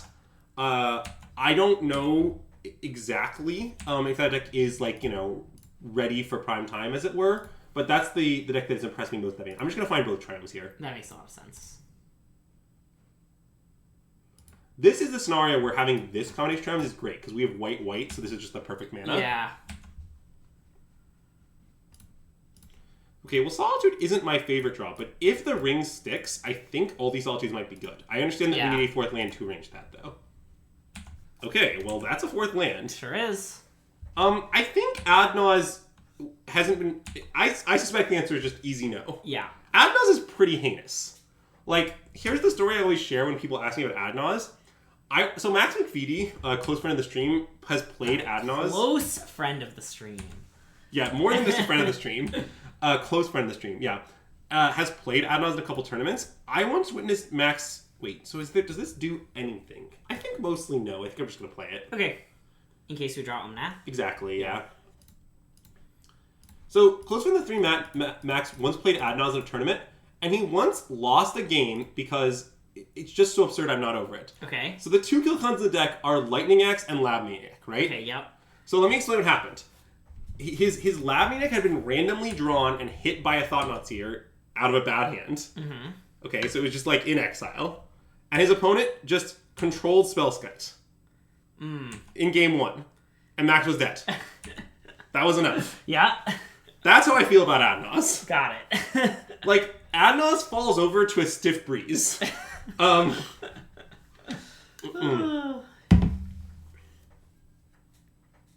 Shelly? Like Shieldred? Shieldred? I don't know what card Shelly is, so I will not weigh in on it. If you inform me what card it is, I will offer a take. That is 1 Exalted Insect. Shieldred in 4 color. Well, notably, black is not one of the 4 colors. Yeah, the answer is A, I'm not playing black, so I'm not going to play black card. And B, I'm not going to play more 4-mana sorceries when I have 4 Omnats and 4 rings. Yeah. I basically think 4-mana sorceries are unacceptable, and the only ones you are allowed to play are pitch elementals, because those are actively good with the ring instead of actively bad when they clink up your hands with the ring. No. Halfling allowed me to play 8. Yeah. Before Halfling, I thought 8 would be heinous. Before Halfling, I would never have played 4 rings and 4 Omnats. The only reason I'm allowed to do that is that I have the Halflings. Yeah. Cliff, I think I also have heard her called Shelly more often. I just didn't understand how we could cast her in this deck. Therefore, I was confused.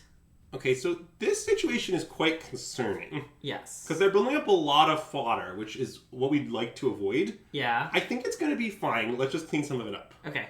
So, I think my intent is to Tef, bounce an insect and ending an ignoble hierarch. Okay. So I guess let's do that.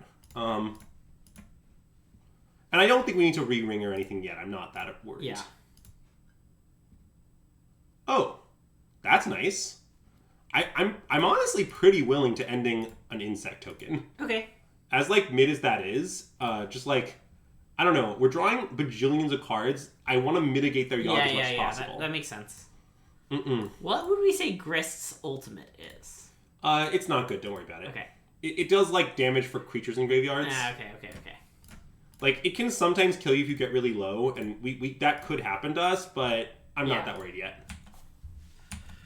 Mm-mm. Would I play Minkskin Boo if it were legal? I mean, I don't know, probably, but that would change things a lot. Yeah, because it's another 4-mana sorcery. Yeah, like, at that point, maybe I have to cut Omnath, and at that point, am I really playing all these colors? And at that point, like, 20 different things would change, and I don't know what would occur. Does Gristall get the ring protection? Well, I don't currently have ring protection, but yes, it does. It appears to, yes. I guess you're just saying, like, hypothetically, yeah, it does. But I'm not that worried. I suspect that I can arrange a situation where at some point I gain life with these Solitudes. Like, something I thought was pretty likely here is that our opponent would in some way put Yogg into play. This is such a way. Yeah. And then I'll just untap and Solitude the Yogg. Yeah. Because doing it on their turn...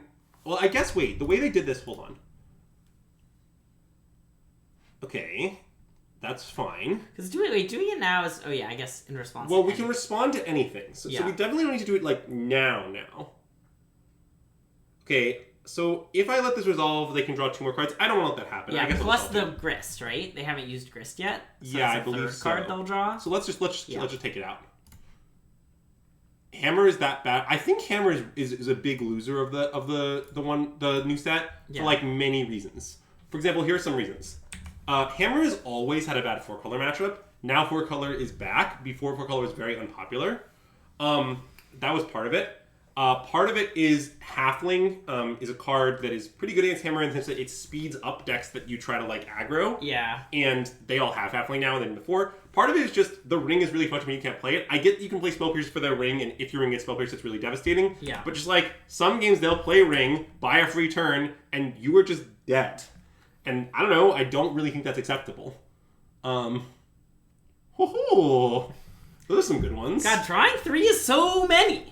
All right, let's play Omnath, shall we? And then I love it. Yeah. This is my only red, so this is just strictly right. Yep. Okay, and I think I'd like a stomping ground or something. That makes a lot of sense. I think the question here is, do I just expend my Solitude? I sort of think I just do. You just hard cast Solitude? Yeah, it's and fine. Then on the thing, and then do you want to like bolt something? Yeah. Okay. Or play Halfling, I guess? Well, I can probably do all of that, right? I'll have 6 mana, so I can't do all that. But I can bolt. I just need, and I can find any land, but I want Stomping Ground. Sure. Just because my mana, that's the one land that I think most mitigates my mana situation. And I do think it's likely that my Omnath is going to die immediately, but that's just fine. Yep.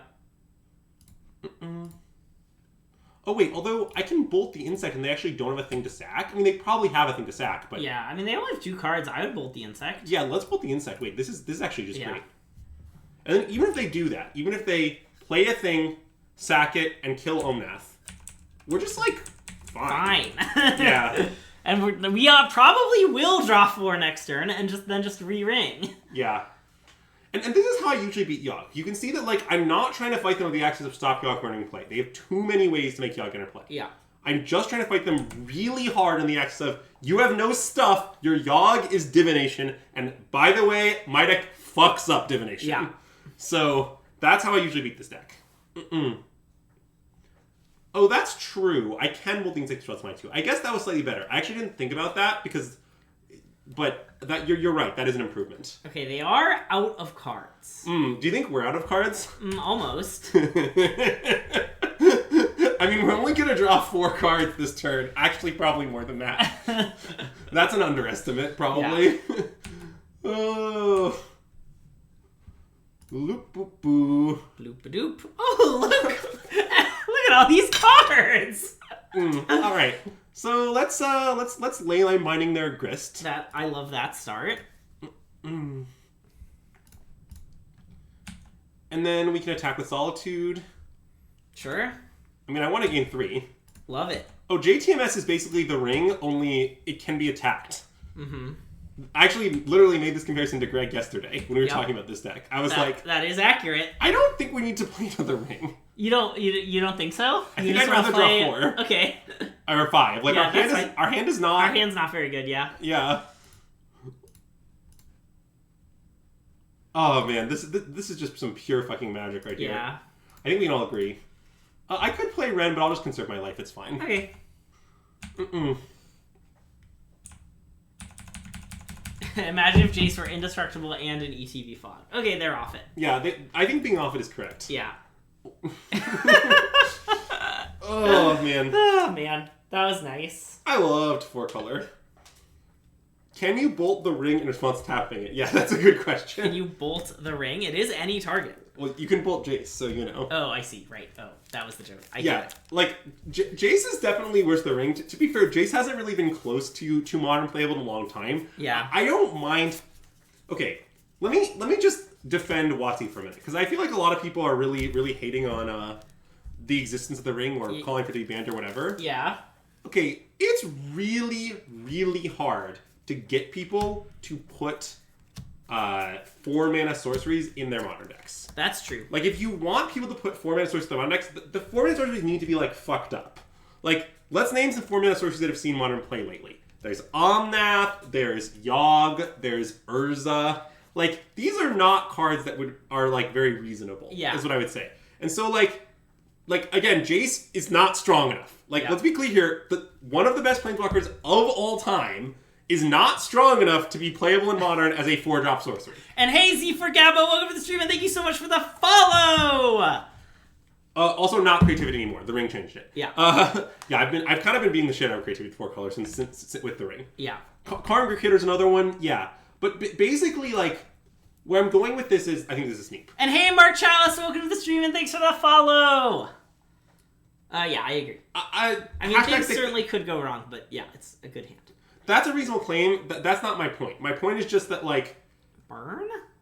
This is Convoke. Convoke. Yeah, okay. Modern Convoke. So I played against this deck before.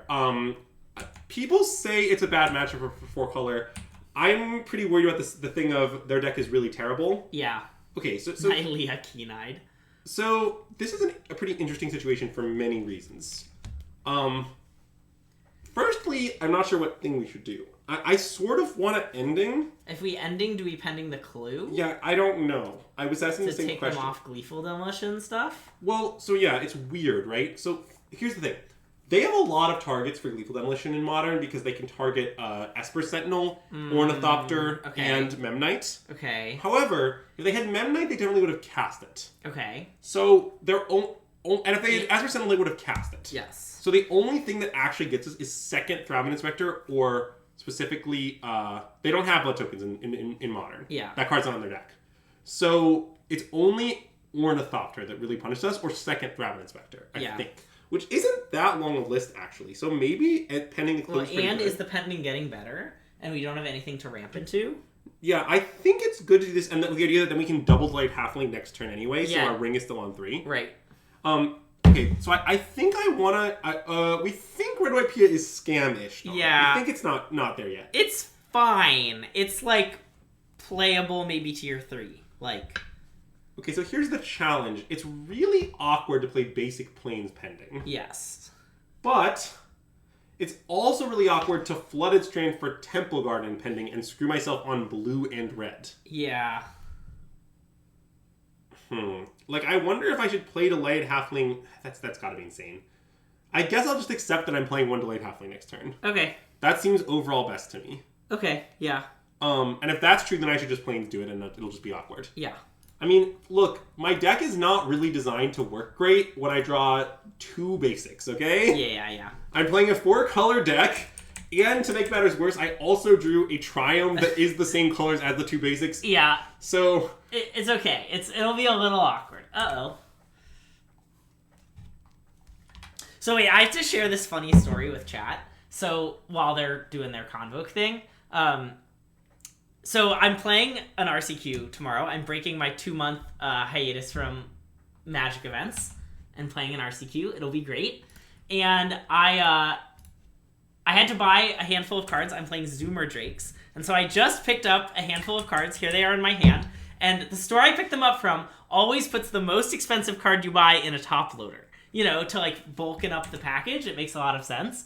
And when I bought cards for Zoomer Drakes, the most expensive card was Fading Hope at $1. And I think it's very funny that they just like, I have this Fading Hope in a top loader because it was the most expensive card. You know, here's some other cards, some Drakes, some Impulses, 12. some Considers, some Ops, some Blitzes, some, you know, Strangles, Maze Mind Tomes. This is very bad.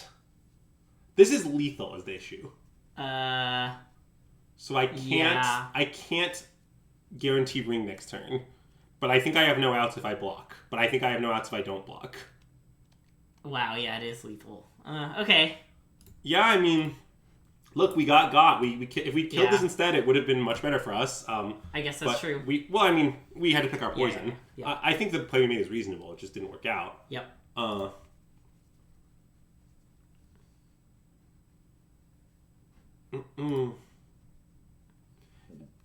Okay, well, I did get owned that game. That is, I think, the first game I've lost this deck, but I certainly did lose it. Anyway, we do have one incredibly good sideboard card. Is Chalice good? It's, I think, on the play we want it, and on the draw we don't, is my guess. Because you want to put it on 1? No, I want to put it on 0.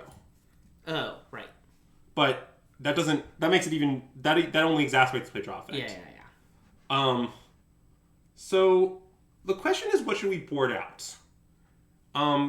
And it's a pretty interesting question. I think Tef might be bad. Oh, that makes sense. Is Solitude bad? No, I think Solitude is good. I think you're going to pitch cast it a lot. Okay. Yeah, Tef does seem pretty slow. No, I mean, I think Tef is the worst card.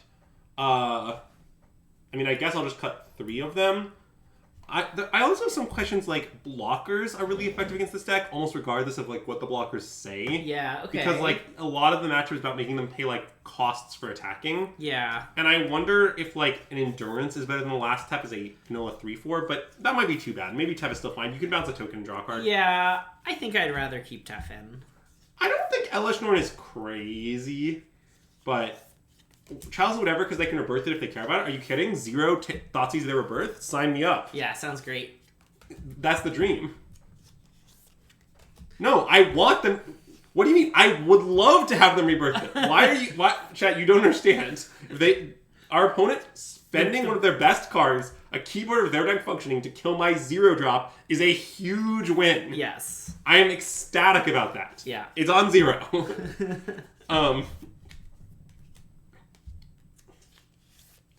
By the way, this card I think is reasonable to board in. Flusterstorm? Well, it counters their 8 things. Their 8 right. 1 make 3 guys things. Yeah. Which is a pretty big swing, I think, because it's nice if their draws not function. Yeah. In fact, I think I'm going to board them in. Okay. For the last Tef and something. I like Fable, though. Maybe I'll save a Solitude. That's pretty reasonable. Let's try this. Okay. Kuldother Birth cannot sacrifice your opponent's artifacts. Oh yeah, I guess they only have 4 of them. Okay. Thank you, Moto. Nice.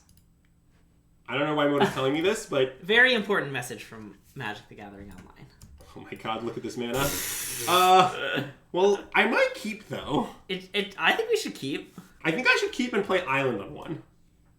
Okay, that makes sense. I mean, I know my hand is heinous. Uh-huh. But, you know, I think it's a keep. Basically, chat, let me explain why I want to keep this hand. Okay, chat, I don't think you understand. Setting Chalice on 1 is like too slow to even matter. They're going to cast Rebirth on turn 1, usually. Their deck is all 0 drops that they plan to target with it. Like, casting on 1 means you're casting on turn 2, which means it literally misses their 1 drops. Like, it's literally too slow. Like, I think casting on 1 is like maniacal. I think it's extremely wrong. Wow, I think you're it's not so wrong. smart. Also, yeah, boarding and fluster, I'm a genius. Give me the trophy now, especially if I draw land. If I don't draw land, it's gonna get real dubious. Things are gonna get bad.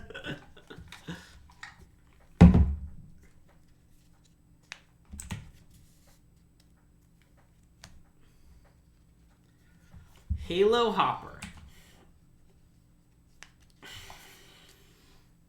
I think I should Solitude Halo Hopper.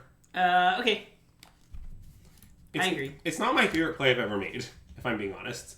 In fact, I'm somewhat embarrassed to be making it right now. But this is like the worst, shittiest creature I've ever seen Solitude. Yeah. Okay. That's an Ornithopter. Okay, that's a Bushwhacker. I mean, I'm just going to take the damage, obviously. It's just 5. That's fine. I mean, we're still winning. We just need to hit. Okay. So, I can uncolor screw myself of one of my colors. Because I drew fucking Misty Rainforest. But the color I want is probably... Let's see. So It's gotta be white, right? It's probably white. I mean, I guess if we draw, like, Fury, we'd be sad, but... Well, no, we wouldn't. We just pitch both. We just pitch it, right, okay. Drawing Fury would be great. Okay, yeah. I think white is correct, Okay, yeah. Even though it's just that this is going to cost a bajillion mana. Yeah. But it's, like, probably our ring will draw, like... Yeah. Well, it's actually a little complicated. What I'm thinking about, Chad, is... So because our land costs a mini and we're drawing with the ring, okay, like, let's imagine, if we all will, scenario where we draw no lands in our 3 ring cards and our draw step. Sure. If that happens, then will I want to have a 3-mana land binding that I cast or 1-mana bolt that I cast? The answer is easily bolt, right? Yeah. And I'm worried that's actually the more important question. Yeah, because if we draw a land, it just won't matter. No, if we draw red and 6, we can cast anyway. Halfling makes any color. Yeah. Basically, it seems like if we draw another fetch land, it's irrelevant. Yeah. I actually think I should fetch red. Okay. Weirdly. That makes sense. And you want to fetch blue-red? Green-red, I guess? Yeah, it's kind of irrelevant which red. I can't get any of the good ones. I guess green-red's a little better. But, yes, I think I want to fetch Stomping Ground. Okay. Because of this reasoning. Because if I draw another land off my ring, it'll just be fine regardless. If I don't draw any lands in my ring cards and my draw step, I think I would rather have red. Yeah. And we also only have two Solitudes left in our deck. That is true. We have... Well, no, wait. We actually... Sorry, we have 3 left, right? No, didn't we board one out? Oh, you're right. We did board one out. That's true. Good call. Okay. Well, they have Birch and Forge Tender, right? I mean, their board doesn't even beat Delighted Halfling at the moment. Yeah. Okay, let's draw 2. Look, another Delighted Halfling. Would you say you're delighted to have drawn that? Actually, it's a pretty good draw. Oh. Let's play Omnath. And gain 4? Yeah. Love it. I mean, I get that that's the only thing we can do if we do that, but... Yeah. I think that's still right. I would like 4 life points. I mean, also, we could just draw a land. Or even a fetch land. Oh, yeah, that's true. I mean, that's part of why I like this play. And we also have Solitude up, so it's like kind of hard for this to go that wrong. Like, I also could Solitude one of these, like, random dinguses, but I don't think there's a reason to do that. Well, like, if it kept them off 5 game objects, it could be right. Right. That makes sense. They do play the, Wait, maybe Solitude is good in this matchup because you can pitch cast and exile artifacts in response to them casting things, targeting them. Oh. Except that I guess that doesn't work against Rebirth because it doesn't target. Yeah, it only works with Gleeful Demolition. Interesting. Yeah, I'm not sure if that's good or bad.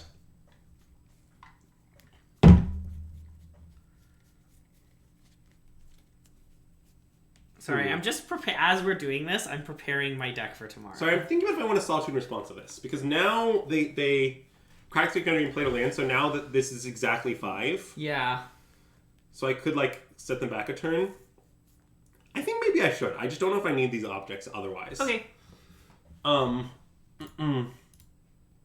It just seems like if I stop them going this turn, how do I ever lose is sort of my question. Yeah. And hit the Forge Tender, probably? Yeah, probably. I mean, maybe the Ornithopter, but yeah, let's go for the Forge Tender.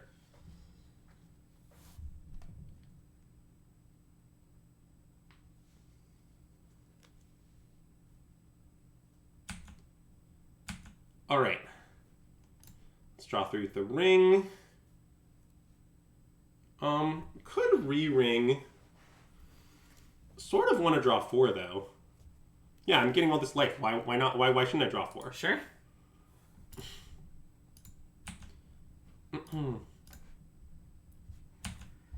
We are wasting our mana a lot, which is a little annoying, but arguably that makes drawing 4 make more sense. By the way, chat, this is my take if you're playing a lot of Modern with the ring right now, if you're lucky enough to be able to access rings. Oh wait, I'm gonna Bolt in response now. Sure. Same situation. Sure. Most people re-ring too early. That makes sense. A lot of the time, like, the damage just doesn't matter at all, and you should just draw even more cards. Like, few people I've watched play with this card are too greedy. They just, like, draw something and immediately slam it. Whereas I find that often I just hang out. Well, they do it's have Epicure. Wow, okay. If I'd known they were playing that card, I wouldn't have done that. The list side team didn't have this card. Wow, that's a great call by Watsy, Sarah. Yeah. That's what the message was. Okay. Alright, well, we are to Precarious 13. Anyway, let's draw 4. Yeah. I believe it's anyone's game from here.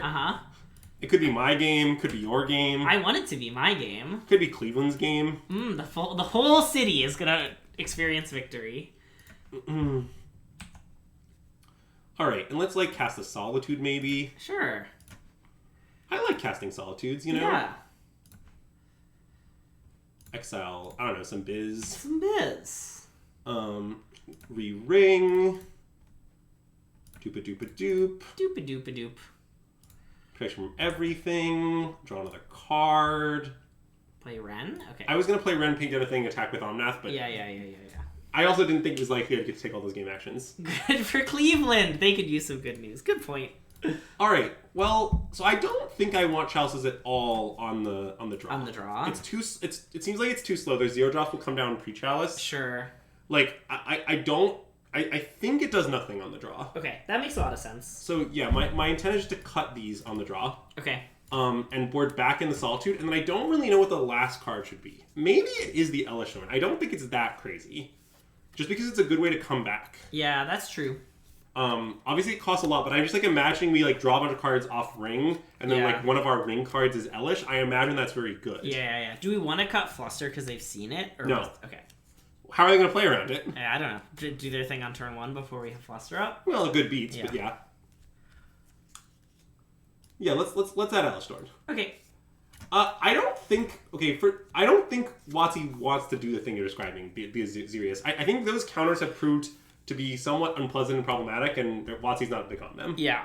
But it's kind of a bit, is the answer. Like most things on our stream, the simple answer to what you're saying is it's kind of a bit. Yeah. All right, so I want to keep this hand. Okay. Clearly. I don't know which 4-drop we should tuck. But we can't tuck a land. That's, Correct. like, insane. Yeah. And we can't tuck the other 2 cards, I think. I agree. But I don't know which 4-drop is actually better. Like, it seems like it might be Omnath, because you start getting 7 a turn and you just, like, start ignoring them. But maybe that's not true, because the ring saves you that turn. Yeah. Wait, I think it's the ring. The ring is the one we should keep. Yeah. Okay, I agree. I think it's complicated, but the ring is better. Also, if this is true, by the way, the ring is so fucked. Yeah. Like, we're playing against an aggro deck, where, like, our Lexil's under pressure, and we're like, should we keep the ring or a card that gains 7 life a turn? And we're like, the ring. Yeah. Okay, so what we've learned about our opponent's deck is they have just a bajillion artifacts, so I will not ending this. Yes. What I will do instead is just pass with Fluster up. Yep. And I like that it's pretty, like, disguised what's going on because of the Flood Strand. Yeah. Also, I suspect with another fetch on the horizon, I can awkwardly fetch a Hollow Fountain to double ending next turn if I want to. Okay, great. I think I'm going to do that. Okay. Maybe not. You think this one ending might be enough? Because, like, who even cares? Yeah, what are you gonna... Yeah. Yeah. Okay, you're right. So then I should get...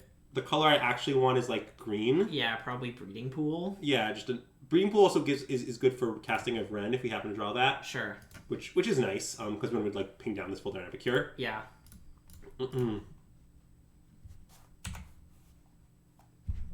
Same targets. God, Flusterstorm just so incredibly effective against Red White Convoke. Who would have guessed?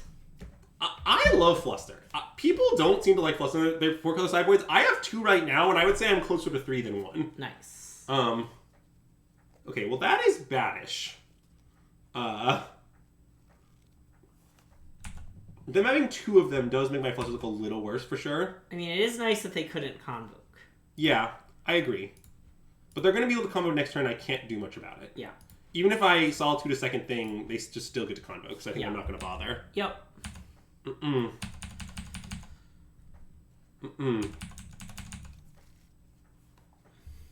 mean, this game, it does kind of look like if I'd ending their thing, it would have been incredibly savage. Yeah. But I still don't think that was the right play. Okay, well, they only have 1 card left. Well, sure, but I'm worried it has Convoke. Yeah, okay, it does have Convoke. Let's just say that our opponent's not playing a deck where the cards are all equally relevant, you know?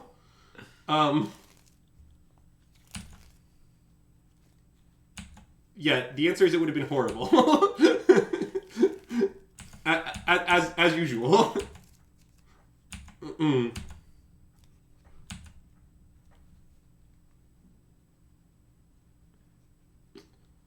Alright, so the question now is, should we Solitude the Locks or just ending? I think just ending. 6, 7, 8, 9, 10, 11. Well, it only saves 2 life. Yeah, okay. And leaves us with the Solitude. I like that. Like, I just think the Solitude is going to end up generating at least 2 life later. Definitely. But I admit that we're in a bad spot, so Yeah. I don't love our chances. Like, Wait, do you want to take a Forge Thunder? Because it's Oh. the same. Yes, I guess so. Wait.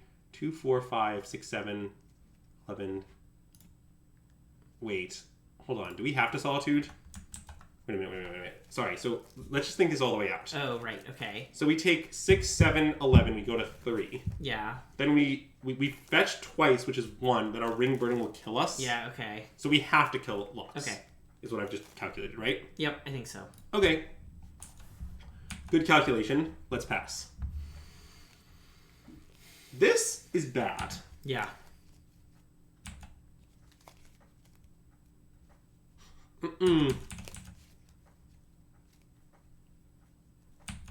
Yeah, I don't think playing a lot of Spell Pierce and no Fluster sideboard makes much sense next turn. I think probably some sort of mix would make sense. I don't think I've seen the list you're describing with 4 Spell Pierce in the sideboard, but that doesn't sound like what I would do. I get that Spell Pierce count as the ring, but yeah, I'd probably play some sort of mixture. I have not really done much work on Ring Grinding Station lately, to be honest, so I have not thought much about the deck. Basically, if 4-color is good, it's pretty ridiculous for me not to play 4-color, given the amount of hours that I have on this deck, so that's where I'm at.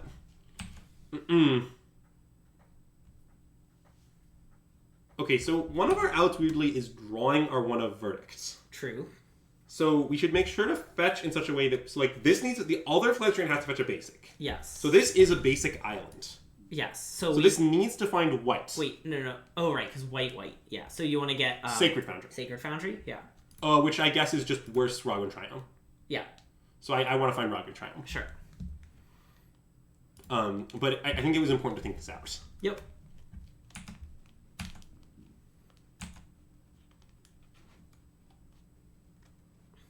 All right. I mean, this isn't a great spot, but it's not that bad a spot, honestly. Yeah. Mostly because our card isn't Omnath though. Oh, I'm very glad. Mostly because if we find even Omnath Fetchland might be good enough. Yeah. Wrath is certainly good enough. I don't think it's going to take that much chaos. Obviously, it's bad. Well, Tomer, the problem with what you're saying is that counterspells are really bad against 4 Teferi, 4 Delightful Halfling. Counterspells in Modern right now, I think, kind of suck. You'll notice that my 4-card list has no counterspells in the main. Or sometimes I play 2 Spell Pierce in the other list, but, very few overall counterspells. Yeah. Basically, I sort of think, unless you're playing to kill every Delight Halfling into Fairy, you can't really play a counterspell game. So it's not really as simple as just play a bunch of counters. You have to, construct your deck in such a way that killing all of those things forever is realistic. And that, I think, is actually pretty difficult. Okay, well, we need, Omnath Fetch or Wrath or another ring. Yep. In fact, Wrath doesn't do it. Oh. Okay, you're right. I'm not even sure Omnath Fetch does it, but there is Omnath Fetch, so... Okay, so let's just do some thinking, shall we? Yeah. So we play this Omnath. In fact, we're just dead to the pro-red creatures, right? Well, no, we're going to gain a lot of life. Oh, right, we're going to gain life on our turn and their turn. Yeah. That's the plan. Okay. We're not just dead to the pro-red creatures. Okay. I'm not sure if this actually does it. It looks close. Let's see. So we gain 7 up to 9, right? Oh, wait, we can also... Hold on. So, okay, let's play this. Gain 4. Start there. Okay. So we're at 6. Yeah. So it saves 3 life to fetch on their turn. Like, it gains 4. It effectively gains 4 life. Yeah. Playing Delayed Halfling and Lightning Bolt. Oh, wait, can't play... Wait, can I play everything? Yes, I can fetch Forest and play all 3 of my... Oh, no. I can't... I have no way to have green, and red. Yeah, correct. Shit. Okay, so playing 2... I can play 2 things. Playing 2 things also gains 4 life, right? Yes. There's not that much reason to do it. Yes. Okay, so if I just pass, then we block the Halo Hopper. Yeah. We take 4, 8, 2, 4, 5, 6, 7, 8, 9, 10, right? And so we're just dead? But can't we get a red source? Well, yes, but then that takes 3. That takes 3.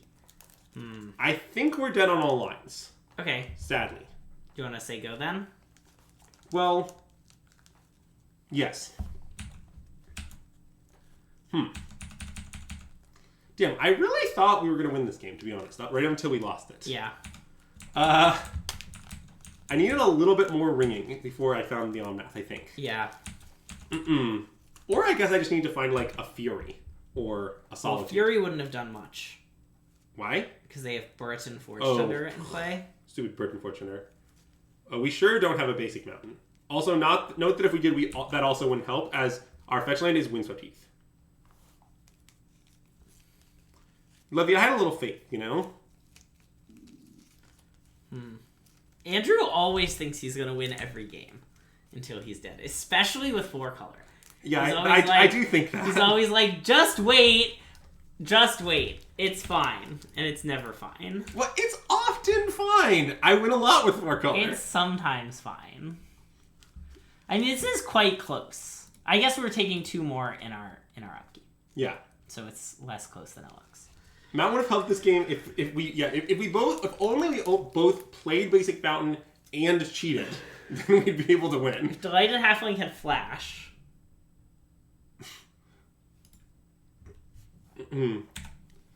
Cheating is sometimes ethical. I mean, Levy's not wrong. For example, like, if a madman with a gun is like, you better cheat in this Magic game right now, I'm going to shoot you, then it's ethical to cheat. I guess. That's just a fact, Greg. Yeah. What if I cheat and then I'm just like, to be ethical about it, I do the cheat, but then I inform my opponent, hey, I just cheated, and call a judge on myself. And I'm like, hey, I just cheated. I feel really guilty about it. Please DQ me. I guess that's ethical. Mostly that's bizarre. Because, like, what are you doing? So is the madman with a gun saying you must cheat.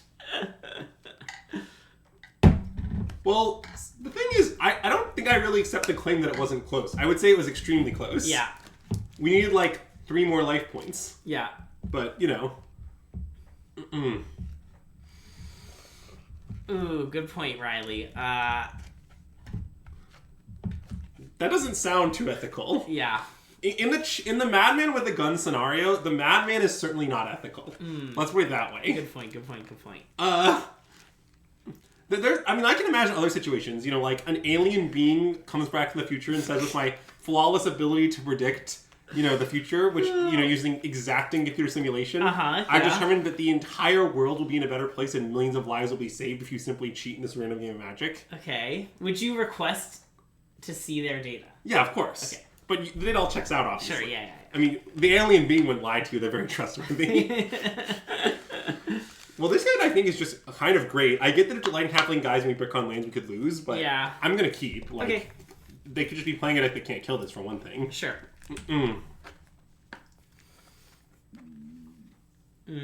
Creativity? Probably, yeah. Or, Murktide? Yeah, Creativity does not play Spire Bluff Canal. Okay. Creativity is all fetch shot. Right. The hedgers didn't believe you? Wow, that's really uncalled for, if I'm being honest. I mean, who would lie about such a thing? Okay, so I think the land we should fetch here is very complicated. I think what we need to do is maximize our odds of casting Ren if we brick on land. Or sorry, not, if they kill halfling. Yes. So we want Stomping Grounds. So I think we want Stomping Grounds. Even though it doesn't let us pending. Well, don't worry. My plan might be to pitch pending. Okay. So, yeah, and look, like, I'm not sure I would have kept this hand, honestly, if I had known our opponent was playing Murktide, which has, like, 6 bolts in it or whatever. Sure. But I still think it's keep in the dark. Yeah.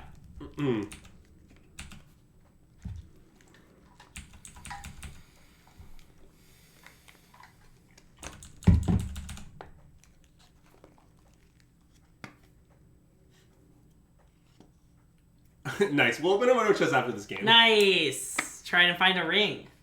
Here, actually, we can just really quick while everyone's thinking. Just okay, yeah. Just get a nice little moto chest open. Nice. Ooh, we got Invasion of Tulvata. We also got Gimli. Gimli as an avatar. We've got to switch to Gimli for a hot minute, right? Greg, I have a rotation to pull. I have only played this avatar for like 7 or 8 years. Wow. Okay.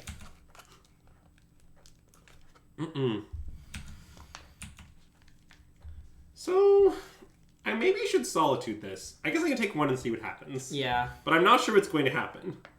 I guess I should just Solitude it. If I draw a fetch, I'm not even going to want to not Solitude it. I'm going to want to play Renin if it resolves plus. You're going to draw Hallowed Fountain, though, and be so sad. That's true. Okay, let's take one. Well, we can't. Hey, Buddy Lee! Welcome to the stream, and thank you so much for the follow!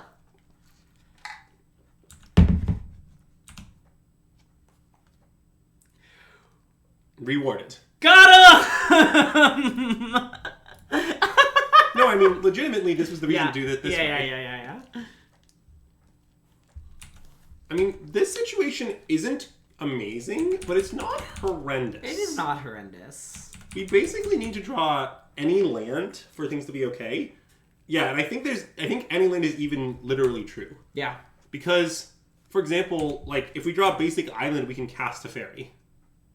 No, that's true.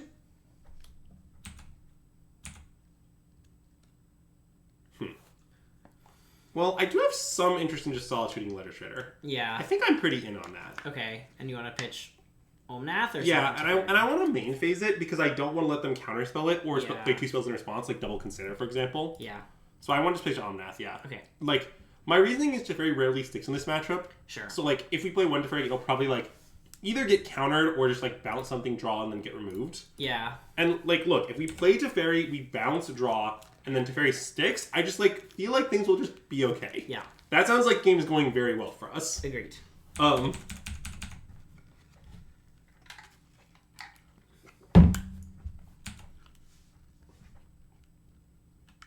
also only has 3 cards. I mean, I get that they're, like, seeing a lot of cards now, but... Yeah. 3 isn't all that many. I think if we draw an island, we might be winning. And if we draw a land that casts Ren, I think we're almost certainly winning. Assuming they don't, I guess, because usually they could, unless they go Land Spell Pierce. Land Spell Pierce would be very bad. Yeah. They did Loot Away and Holy Heat, which is somewhat a show of strength. It's a little complicated. Triumph, we might not be winning. That's fair. Okay. So, we're going to fetch probably 4 Breeding Pool, because that solves all our problems. I guess Steam Vents is also acceptable, which I guess maybe a little better, because Green Green is less important than Red for a potential Fury at some point. What is this website? This is Magic the Gathering Online. I wouldn't say it's a website. Yeah. Mostly because it's literally not a website. Yes. But it is much uglier than Magic Arena, if that's what you're commenting on. I think we should play the one we don't want to resolve. Which is... Tef. Okay. We have a second one lined up, and sure, like, right, yeah. If Ren resolves, we're going to be off to the races. Yeah, okay, good point. So I think we should just Tef. Okay. And I guess I'm claiming that Steam Vents makes more sense. Maybe that's not true. Maybe just Breeding Pool makes sense. Green Green, I guess we just like draw the late halfling Green Green will matter. Yeah. That seems probably more likely than. It does have all the cards, yes. Kind of. No, I mean, except for like really bizarre exceptions. Would you say it has Pithing Needle at the moment? Yes, they fixed it. Oh, they fixed it? Okay. The answer to that question is just yes. Okay, but it didn't as of... Pithing Needle was just added, like, hours ago. Well, it was there mostly. Okay. That is true, son TT. Wow, Teferi just... Okay, well, I did say if this happened, we'd figure it out. I admit that drawing the Teferi certainly punishes me. It has all cards up to a certain very... Aside from weird exceptions. Yeah. There are some cards from Commander-only products that you've probably never heard of that aren't on it. Yeah. But you've probably never heard of them. If you've heard of them, they're probably on it. Yeah. Okay, so, you see, the thing about Murktide is, it's not very good against Teferi. Although, if we drew a fourth land, I'm not really sure what the play would be, but... I don't know. I have to make choices. I mean, I think we're winning a lot, but I think I still wish we had Teferi Bounce Murktide. I like that. Teferi Seems Bounce great. Murktide. Yeah. Oh. Excuse me, why did you make the wrong And there's color? no... They don't have a moment where they can act, right? No. Cool. Once Teferi resolves, we then select one. Yeah. And I mean, I think this is pretty reasonable for our opponent, because they're just like, well, they just played a Teferi, what are the odds to have another Teferi? Yeah. But the answer is higher than you think. Yeah. Can you play 1v1v1v1 on Arena? No, but... You can also you can play it on Moto. I'm not sure it's an experience that I would recommend. Yes. But it is possible. I think the UI is pretty bad. Yeah. But on the plus side, the Steel Deck Builder is actually functional, so there's that. The Steel Deck Builder on Arena is functional. It's... I don't know if I agree. It exists. Let nobody say it doesn't exist. Do I want... So I think I should fetch for... Do you think Indatha or Rogren? I think maybe Rogren. Maybe Indatha. I think Indatha because we might want a Leyline Binding, right? Yeah, okay. Like we can leave up Indatha and then when we... Because I assume we're playing the Ring. Oh, I think we should definitely play the Ring. Okay. My reasoning is, have you ever cast the Ring? Actually, I'm not sure I ever have. I mean, I've watched you cast it many times. That's fair. And then my intent is to follow it up with the Halfling. Even though it gives them a Connive. Yeah. Yeah, I mean, I guess maybe that's actually bad, because the Connive is kind of relevant, because I mean, they can kill a Tef, but just like, probably they can Connive on their turn. Yeah. Yeah, I think we just play it. Okay. Like, also, Tef dying doesn't matter that much if we have delayed Halfling. I mean, I get they might kill the Halfling. Sure. But it's sort of like, okay, like, if they discard a spell, then kill the Halfling, then kill Tef, well, then we'll merely have the Ring and a handful of gas. There aren't wild cards on this. You have to pack cards, but you can also buy them. You mostly just exchange money for goods and services. Yeah. That is the biggest thing that Magic Online has over Arena. That thing is great. Because it means that, like, there are legitimately people who make a substantial portion of their income playing Magic Online, which isn't actually possible otherwise. Yeah. Especially people who have, like, a low, like live in countries where the cost of living is much lower. Or people who supplement it with, like, tournament winnings or things like that. Yeah. But, yeah. Like, I don't know how much Nathan Stoyer makes in ticket sales each month, but it's a substantial amount. Anyway, let's draw cards with the One Ring, shall we? Sure. Okay, I think I want to play Uncounterable Omnath. I get that then we cannot play Uncounterable Ren also. Sure. Wait, maybe it's better to play Uncounterable Teferi. Yeah, actually, I think we should do that. Uncountable Teferi seems nice, right? I think so. Because if we play Uncountable Teferi, then we could just follow up with a Ren. Yeah. And then they won't get to Connive because we'll just bounce Ledger Shredder. Yeah. Well, this is really messed up what's happening to my opponent right now.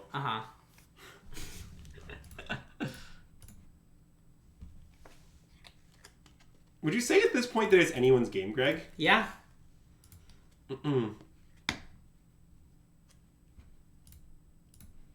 I am not expecting the Ring to get banned, but let's see. We need more data. I think there is a chance that it gets banned, but I wouldn't say I'm expecting it. And hey, Landy Boy, welcome to the stream, and thank you so much for the follow.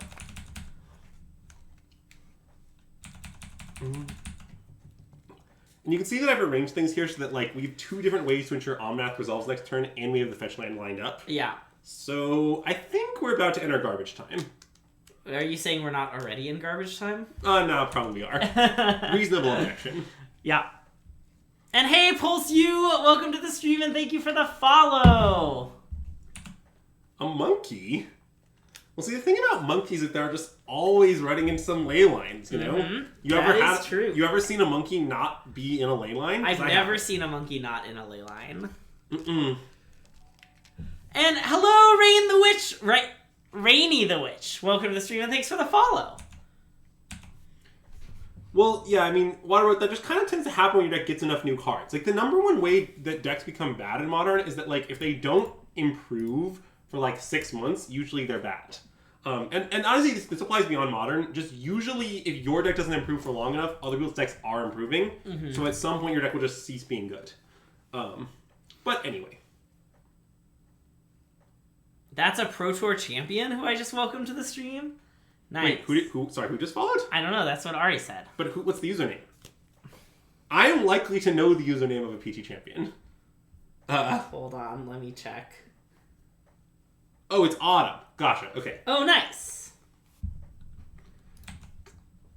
In fact, the Pro Tour after the one that I won. Yes. Except that was actually a Mythic Championship, I think. That's true. It was.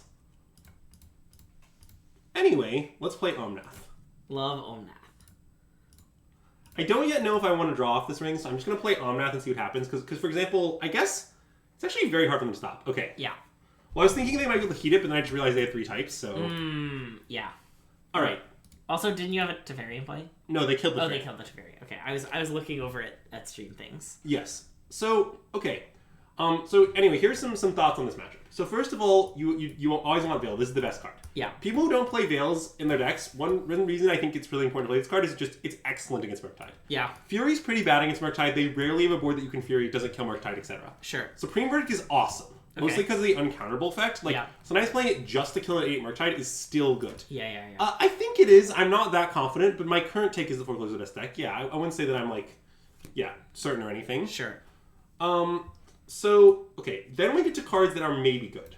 So, Endurance actually I think depends a lot on their specific list. Okay. So, if you knew that your opponent was playing 4 DRC, you'd always put in every Endurance. Sure, and we've seen 1 DRC. But we saw multiple Ledger Shredders, and Ledger DRC somewhat compete for slots. Okay. So, against this opponent, it's unclear to me if Endurance is good. Even though I think it's, like, generic. So, like in Open Deck Tournament, you obviously just know these things. Sure. But I'm not sure here. Also, I think Flusters are decent. They mostly just help you push your spells through. They're sort of like bad Veil. They're Veil, but it eventually gets blanked. Sure, but okay. My experience in the matchup is kind of like, if your stuff is resolving, you win. Okay, The games that you lose to Murktide usually look like they play a threat and then go like, counter your thing, counter your thing, counter your thing, counter your thing forever. Okay. So I think Flustorm is good-ish to avoid that. Our first loss was to the Mirror. Yeah. And I think I want to cut Fables. It's totally fine, but I just need to cut clunky sorceries. Yeah. And this is, I think, the worst clay sorcery I don't need for red cards if I'm cutting the Furies anyway. Yeah. So this is, like, ish the deck I want. I will say, if there was ever a matchup to cut one of our busted 4-drops, it's probably this one. Okay. Because the deck is really hostile to expensive cards. And things of Spell Pierce makes me think it's actually the 4th ring. Wow, okay. Well, getting Spell Pierce is pretty savage. Is a disaster, yeah. I honestly, this might be wrong. Yeah. It's possible that the answer just never do this. But yeah, this is where I'm at. I think as a plan for this matchup, if I knew for sure they had 4 DRC, I would put these in. Yeah, and maybe if we see some more, we'll switch them out. But... Yes, having seen 1 and 2 Literatures in game 1, I'm currently operating the assumption my opponent is less than 4. Yeah. And with less than 4, I don't like Endurance. Endurance is honestly pretty mid in this matchup. Like, people... Well, Levy, that is a reasonable opinion. Yeah. I am, like, stating that this is what I'm doing right now. I am not confident it's right. Yeah. Okay, this hand is okay. What's bad about it is we're probably going to pitch cast Solitude. Yeah. But what's good about it as well, I mean, we have a good mix of lands and spells. The spells we have are pretty good. Like, I think I'm in. Okay. Because it's sort of a multi-6 if you imagine that these two kind of amount to an instant speed prismatic ending or whatever. Yeah. And, like, I just think that 6 is pretty good. Yeah. So therefore I should keep this 7. Okay, I think that makes a lot of sense. Well, the biggest tech to the mirror, I think, is drawing your rings frequently and often. Yeah. Elesh Norn is pretty good, but I don't think it's as good as the ring.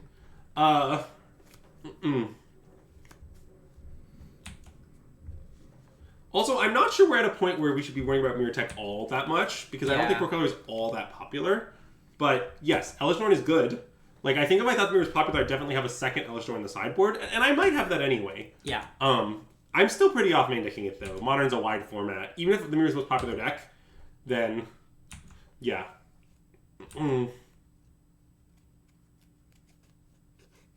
Okay, so we definitely need to fetch here. And the reason is otherwise we're logging ourselves out of Ren next turn, which is disaster. And my intent is not to Solitude this. I don't think the DRC matters that much. Okay. I would certainly Solitude a dashed Rog, and I want to give them a chance to dash their Rog. Yeah, okay. What do you think our Misty's finding is the real question. Is it like a just stomping ground or something? And hey, Ripster MTGO, welcome to the stream and thanks for the follow! Is it stomping grounds that we want to find? Sorry, was that the question? Yeah. I feel like that makes a lot of sense with Hollow Fountain. I think, well, wait, we've also Teferi. Wait, it's pretty awkward. That's true. Oh yeah, I guess it shouldn't be stomping grounds with Teferi. Yeah, wait, we need to do something weird. We need, like, red-blue. We need, like, Steam Vents. Because Steam Vents is lets us cast Ren and Teferi. Okay, yeah. I could also, and I can't find Sacred Foundry. Yeah, I think it's Steam Vents. Why can't you find, oh, right. Well, because, yeah, it's not legal. Yeah. It's illegality. I figured it out, yeah. Oh, wait, so if I'm getting Steam Vents, as always, Rogman Triumph is strictly better. Sure. So I guess I'll just get Rogman Triumph. This does basically lock me into playing Boseiju as a land, but so be it. Also, I will kill Ledger Shredder before they untap if I don't draw anything, but okay, this is what I was thinking might happen. Yeah. Now I'm just happy to ending this Ledger Shredder. Yeah. And again, this DRC can just hang out, you know? Yeah. Sometimes you definitely get into resource fights in this matchup, and also sometimes you definitely need to have answers for specifically Murktide. So it's pretty reasonable to just hold on to our double Solitude, even if we still think we're very likely to pitch it, which I do. Yeah. Could pitch Omnath, actually, with the ring in our hand. That's plausible, I Oh, suppose. interesting, yeah.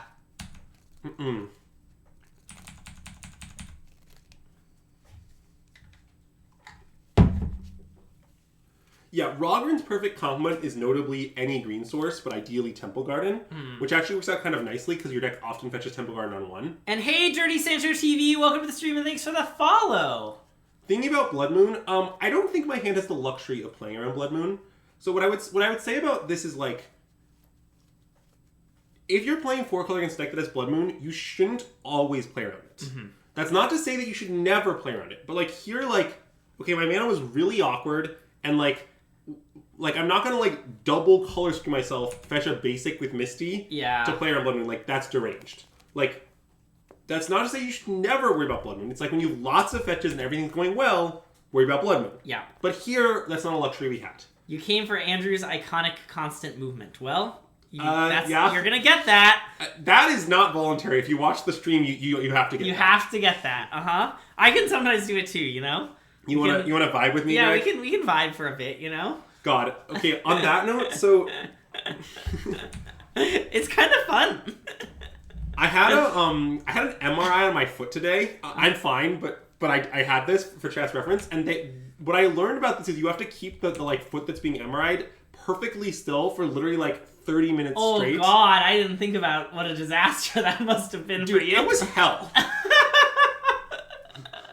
I am not over it. Oh man. Oh, that's a nice draw. I mean, so this is kind of interesting. Slamming Teferi is definitely the play if they don't have Spell Pierce in their hand. But if they have Spell Pierce in their hand, the question is, are we actually going to successfully bait it out? Like, what if we should play Leyline Binding in order to, like, bait the Spell Pierce?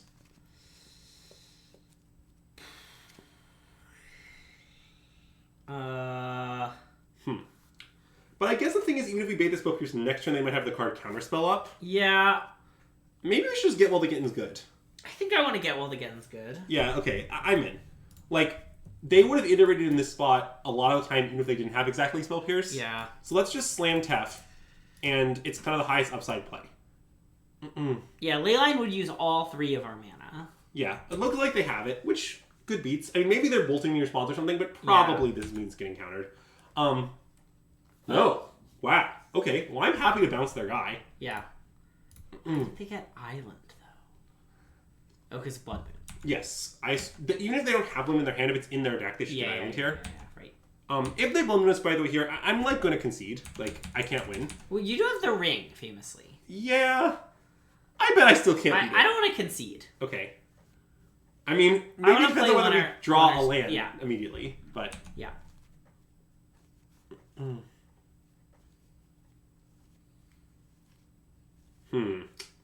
Disaster. I mean, I guess I'm not going to scoop, but it is hideously, hideously bad. Yeah. I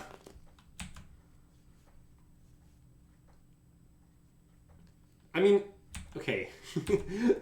Spaz, that is a good way to think in a high-stakes tournament, not a low-stakes league that I'm streaming for the entertainment of the masses.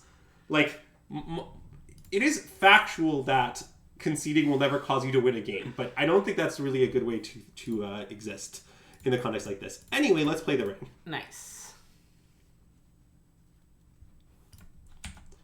And at this point, I think I am going to Solitude the Dragon Rage Channeler, but let's draw a card first. Okay.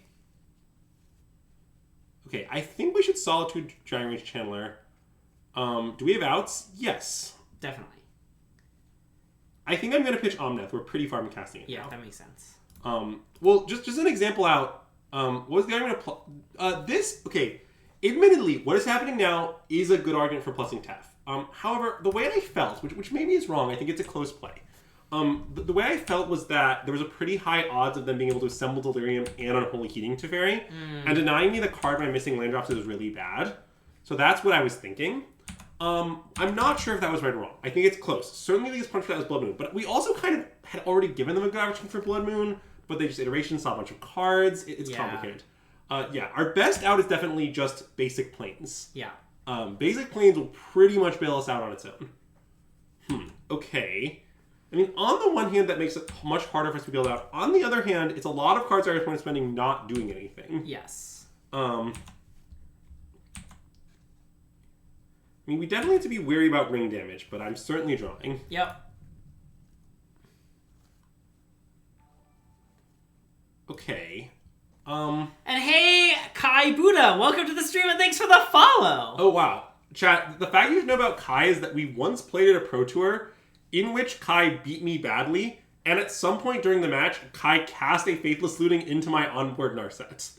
There's my Kai Bude fact for you. Wow, that's a good Kai Buddha fact. The fact, I think it's best that he also wins. Yeah, I understand. Yeah, like, it's not like he did that and then it cost him. It's like, no. He just played red, discard 2, and beat me that game. But anyway. Wait, do you want to re-ring here? I think I do. Just Okay. because I'm worried about rings resolving. So, like, while they're tapped low, getting the ring down makes sense. I know they only have one blue anyway, though. So, I had Narset in that scenario. Although System Magic's both me and Greg, so arguably it would be when I could say that Andrew. just System had it. Yeah. I think I like slamming it. It's close. This might be wrong. I'm pretty worried about Death to the Rings. Like, I think we just we will not be drawing any Furies. That will not happen. Okay. So, now we can start renning. That doesn't get us out of it exactly, but we can also protect our Ren a lot. yes. It's not bad. Let's see here. I don't know what we should do here. Let's see what we draw. Ooh, that is a great draw. Okay, well, I mean, I think I should just play Delayed Halfling. I mean, they'll probably kill it. Yeah. But, like, what if they don't? Agreed. Ren, alt, arrow, ring every turn? Well, I don't... Wait, what do you mean? I don't think Ren is an instant or sorcery card. Or, sorry, I don't think the ring is an instant or sorcery card, unfortunately. Yeah, I don't understand what your intent is with that particular proposal. I did not bring in any additional Visages. I do not think one should board an additional Visage in this matchup. Usually you can manage Blood Moon between, like, fetches, lay on bindings to fairy bounces. Like, I don't think you need to go that hard on managing Blood Moon, but I am kind of getting punished. This game is so boring. Well, I'm not sure how much more I can afford to draw with Ring. It's not that much, I think. Oh. Well, apparently I won't be drawing any. Wow, how flavorful! I mean, this card is from the Lord of the Rings set. I know. So. What's weird about this scenario is just I'm not sure we're losing. I mean, It's close. The game is competitive. I guess I would legitimately say that it's anyone's game. That was definitely, though, a punish for re-ringing? Yeah. Yeah, that's true. I didn't realize people were playing that card, although honestly it makes sense. So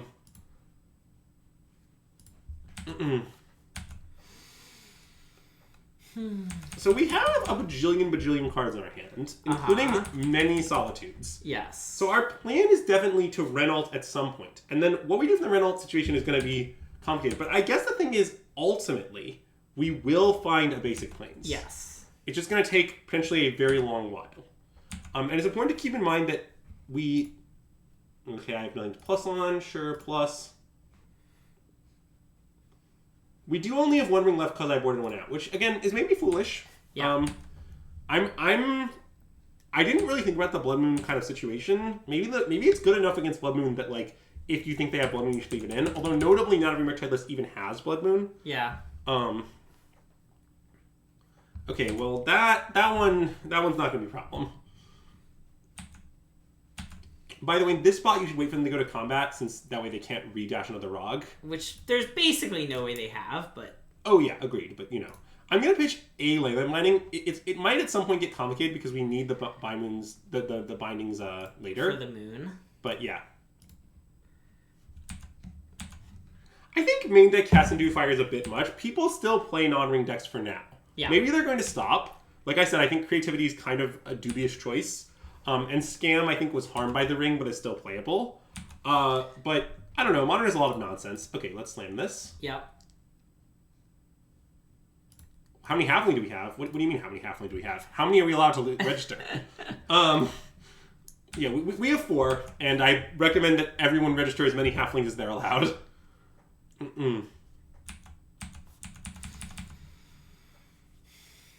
Needle is no longer I believe they fixed Needle this morning, yeah.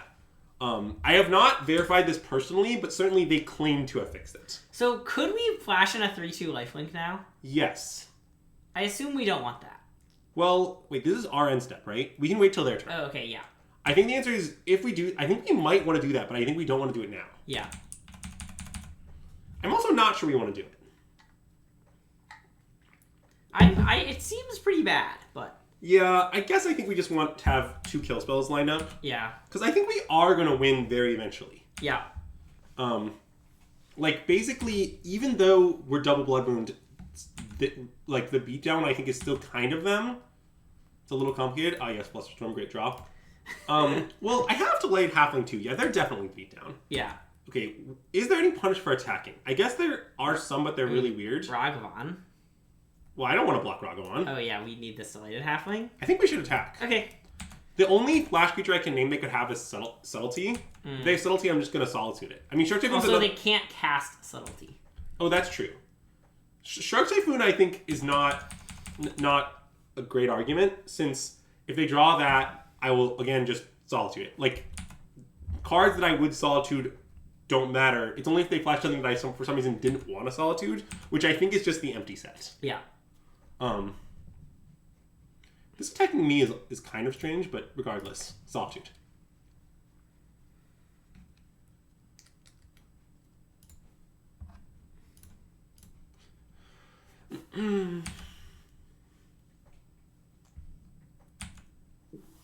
What a game. I'm sorry I didn't let you concede. Even if we're gonna win, you know? A card called the Empty Set in Strixhaven would have been nice.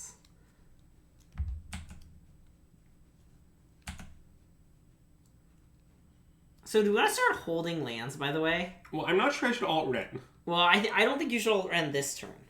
I think we should plus Ren, attack, and pass. Okay. Maybe not attack at this point. Now blocking for Ren is sort of reasonable. Yeah. Let's not. Let's play it like Omega safe. Yeah. Mostly because 22 and 23 are kind of the same life total. Right. And now we're gonna start the only thing we can flashback is Pending. Which we also can't cast. Yeah, I'm aware. But yes, the alting Ren thing is sort of theoretical. But like I'm not sure it does anything, but I think we should do it. The deck is feeling great. Yeah, I mean, we are 1 and 2 with it, although one of our losses was to the mirror. Yeah, I think 4 color is great, Anzi. I really like it. I think it's in a good spot. I am planning. So this my situation in chat is I'm playing the Mox LCQs. I have like 260 QPs or something, and I'm gonna play the Mox LCQs next week. And my intent is to play 4-color in them. I'm gonna be playing. Yeah, I'm gonna be playing a bunch of Pioneer ones and a bunch of Modern ones and nothing else. Anyway, okay. So now that we've ulted, I'm pretty okay attacking with this. Okay. I just don't think. Yeah. It really matters, and I still don't think I would necessarily block a Ragavon. Yeah. Brickman beat me in the end, although mostly I think my lack of lands beat me. We did have some land issues. Yes, if we find one of our 2 bolts, that is unfortunate. Definitely my opponent should only eat that here, I think. But yeah. Yeah, if we find bolts, we will then kill every creature forever and easily win. Yeah. Also, we can start killing our opponent. Yeah. Bolt would be a great draw. We have 2 of those, obviously. The basic planes would be a great draw. The last ring would be a great draw. We have a number of good draws, but we are running out of resources, so we kind of need to find them.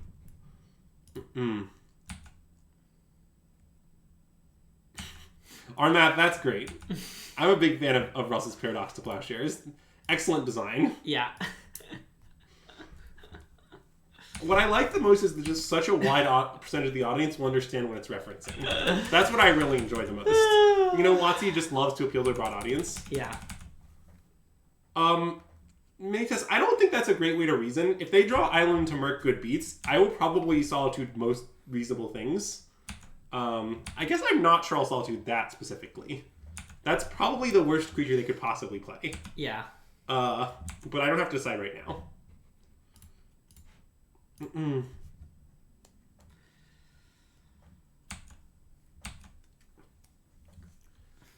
I do have some interest in solitude that. I don't know what I would pitch. I think just the binding. Well, binding doesn't matter now because we have infinite prismatic endings, right? That's true. Oh, well, now I'm gonna solitude that. Love solituding that. Can't let them exile the basic planes that's on the top of our library. Yeah, that's true. They're both attacking me. That, I think, is pretty reasonable. Sure. But anyway, let's Solitude. Yeah. Oh, you want to pitch Verdict? I think I want to pitch Binding, but I was thinking about it. When are we ever going to cast Verdict? Well... Oh, wait, shit. So you're saying I should have pitched Verdict? Yeah. Oh, wait. Well, wait. I guess when are we going to cast... It's complicated. It is, like... I was thinking... Maybe that was wrong. God. I was thinking that like we might get a scenario where we eventually unlock our stuff and then Verdict is really like you might have a turn where we like go unlock Verdict or something. But I guess maybe that's just bizarre.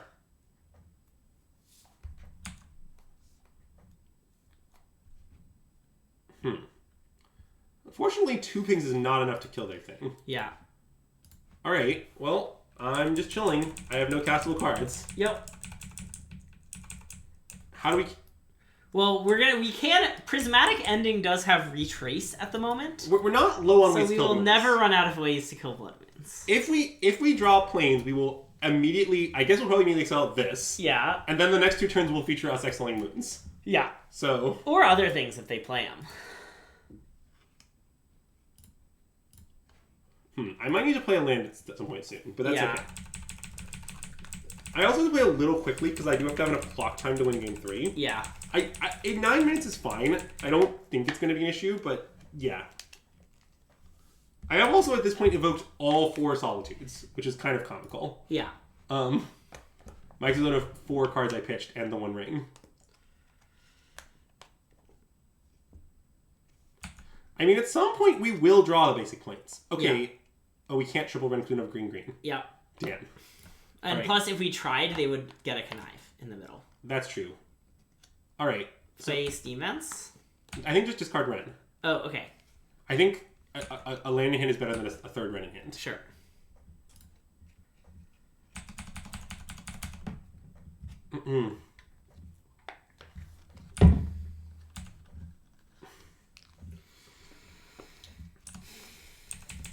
Got it.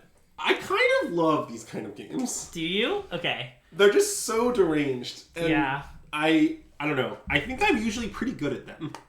Even though I also might have screwed this one up. Sure. Well, we're almost the 2nd Ren Emblem. If you get the second random one, you can actually flash back non-instant sorceries as well. So we can start flashing back the ring then. Yeah, what if it's just planeswalkers? That doesn't seem like it helps. Do you think we can flashback Solitude Evoke from the yard once we get the second random one?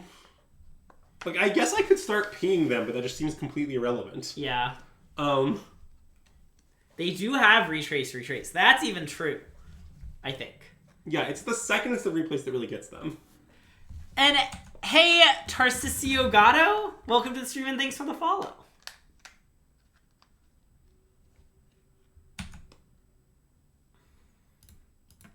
Okay, now we can cast a Teferi if we drew it. Yeah. I mean, that is nice. It's not exactly clear. I mean, I'm worried their hand has a bunch of counter spells and they have 2 blue now. Yeah. Oh, they do have 2 blue. We can now cast Omnath. That is notable. Oh, that's true. And it's well, either would be uncounterable. Yes. I mean, it's not clear that we're currently losing. Second Ren emblem get around Yixla Jailer. Would it get around Yixla Jailer? There might be a timestamp angle. I see, okay. The answer is I don't know, but maybe. Okay, well, unsurprisingly, they had a Murktide. Okay, well then this is the turn. Yep. I mean, we have a decent number of outs, I think, at this point, because, I mean, there just isn't that much library. Yeah. Obviously, the ring is an out. Yeah. A lightning bolt, I think, is weirdly an out.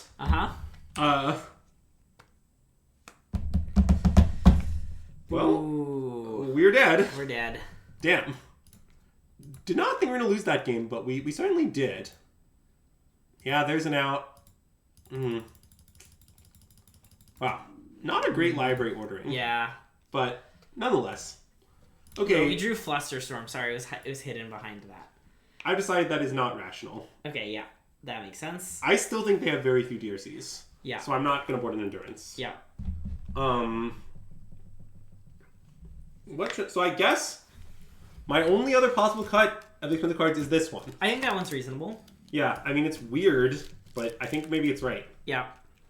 All right, and now we know they have, like, a bunch of Blood Moons, so I will try to play the game differently around that. But I'm not going to, like, warp my deck or anything. I'm just going to try to play the game differently. Oh, God, this hand's really bad. I think you have to mulligan. Yeah, so too.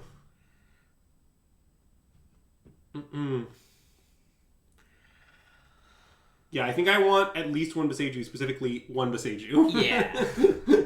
Alright, I'm gonna go refill my coffee real quick. Can you be in charge for a minute? Yeah, I can. Okay. I might go mad with power, though. Be sure to be entertaining for chat. That's fine. I'm always entertaining. You have to tell them about the candle sponsor. What? No, only you could do that. Fine. Before I get more coffee. Today's candle sponsor is a nice Nika's Home Fresh Cut Grass candle given to us by friend of the stream, Andrew's mom. Here's a nice whiff for you, Kane. Oh, good. You can match my enthusiasm while I'm gone. Anzi, I'm not sure the fourth Omnath is right, but, like, certainly once you have the ring, Omnath is the best card ever. And when you don't have the ring, Omnath is pretty good because you gain a bunch of life and stuff. I don't know. It still makes sense to me to play 4, but I wouldn't say I'm confident. Sorry, I'm really unsure what to tuck here. It's really awkward. It's definitely either Temple Garden or Boseiju.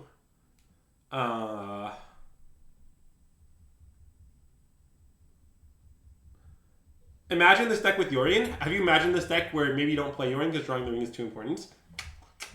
I don't know if you'd actually do that, but it would be funny. I think I want to tuck the Temple Garden, but it's close. Okay, and I need to play a little quickly here because the clock is a concern, as I noted.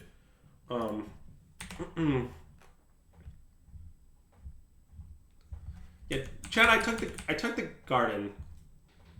I tucked the garden, okay? Yes. Dom is right that an important part of Omnath is also that it pitches to all the things. Okay, this is about to be very awkward because I can't cast Leyline Binding.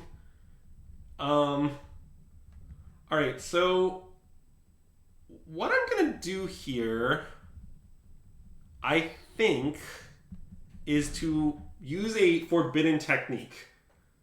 Few speak of this. Honestly, I just don't know why you wouldn't want to play Delighted Halfling in your ring deck. Delighted Halfling is great. And also, I kind of worry counterspells are bad if everyone's playing Teferis and Delighted Halflings. I don't... that's my take on that list. I don't really understand the appeal of counterspells in some sense. I'm not going to lose the Time Water Boat. Trust me. I think I'm not going to Solitude this. That's maybe insane. Okay, fine, I'll Solitude it. If I Solitude it, when should I do it, is a really good question. I guess, regardless, I'm playing Stomping Ground. It's possible taking one hit is good, but the problem is that if I take one hit and they counter the Leyline Binding, then...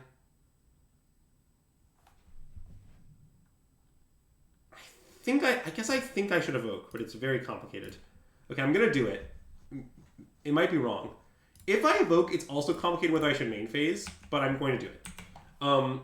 Because the argument is, this is worse against second copy of Rog, but it's better against Counterspell on the Solitude.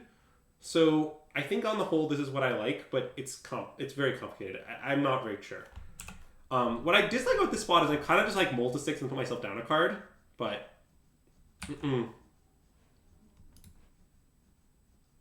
Yeah, I'm not going to play Teferi here. I'm going to play nothing. Well, I cannot bet Greg's Black Lotus Waterboat. That would be very rude. I'm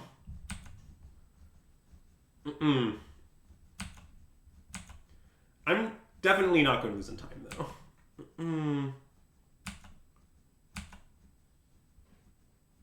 Okay. I'm going to, I think, play this. They don't have Blood Moon because of the way they played. I'm sorry, Azax. I'm sorry. That's really savage.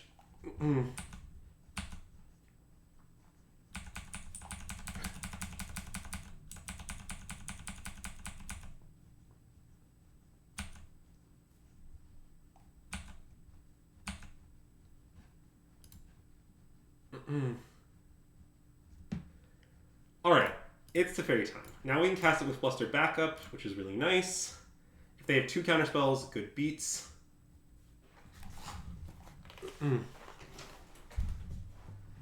Let the Surveil resolve.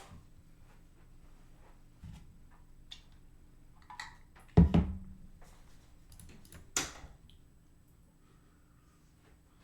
have returned. Hello. With coffee. Zimis the returned? What, the returned? Sorry, I'm making an incredibly obscure joke. Oh wait, I don't want F6. We love incredibly obscure jokes. Yeah. Zimis the Returned is a Soulforge card. Noted okay. defunct game Soulforge. Nice. Okay, so Tef resolved. I think I'm just going to bounce their thing. I get that I could be punished in a variety of ways, but yeah, it's fine.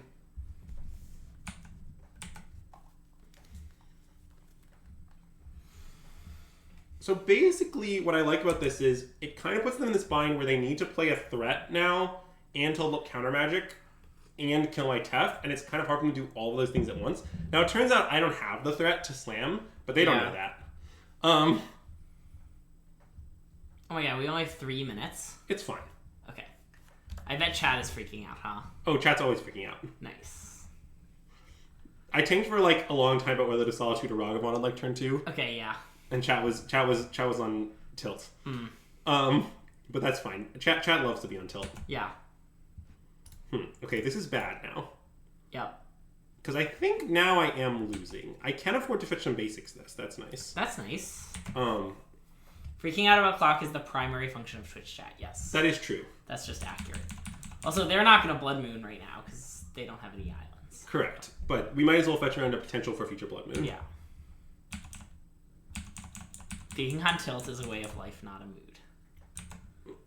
And I guess I'm going to actually F6 here because I think I'm just not breaking this Misty right now. Yeah. I mean, we do need to draw like the Ring or Omnath or a card that does anything. Yeah. But if we... if we do, or even like a Solitude prop might even put us from losing to winning here. Yeah, that's true. So we kind of need to draw like a card that moves. Uh-huh. But if we don't, it is bad. Okay, well that's good-ish. I'm gonna pass. No reason to main phase, obviously. Yeah. And if they crack their fetch, I'm responding with this. Yep. Okay. They did not. They know what's up.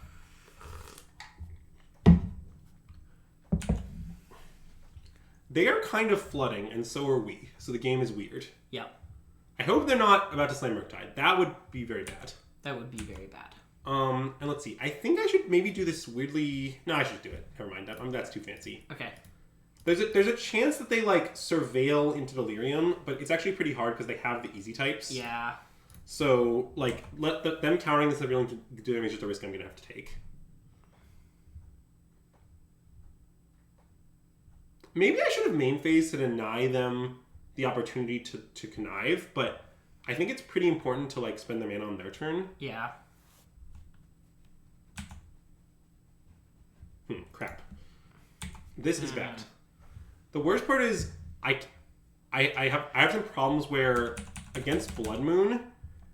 Great question. Which of us is the Ring and which of us is Fury? How do you feel about this question, Andrew? I think maybe in an ironic twist, I'm the Ring. And I'm Fury? Well, have you considered that power corrupts? And the ring is a representation of power? And you're the more powerful one? I feel like I have all the power. I would say I'm more corrupt one. Oh, you are? Yeah. I mean, if I feel like I have some, like, positive Fury vibes, you know? Like... Let's see, Fury... Also, wait, did you match my enthusiasm, by the way? No. Do you know that someone redeemed it? Yeah, I do. Okay. But I wasn't going to do that... mid a match where time is someone's turn. Oh, God. I guess that's true. Them not dashing that Rog means I'm dead, sadly. Because it means they have a counterspell. Yeah, this is not going to resolve.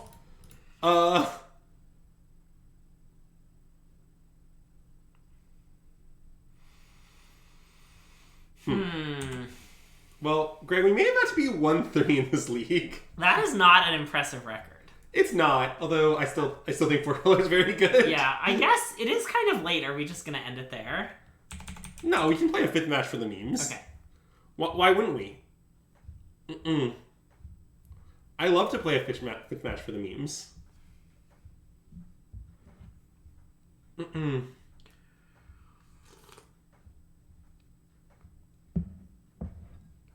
At least it's a card they can't cast. To save Zax's ring stock from plummeting further. Someone's got to scam the chatters, you know? It's an important role. Okay. Well, I mean, look, if their hand wasn't 4 counterspells, this would be good. Yeah. But I have some bad news about their probable hand. Oh! Wow. So either their hand is sucks, or they have a second raw, or they have second raw. And hey, on ZMTG, welcome to the stream, and thanks for the subscription! Woo!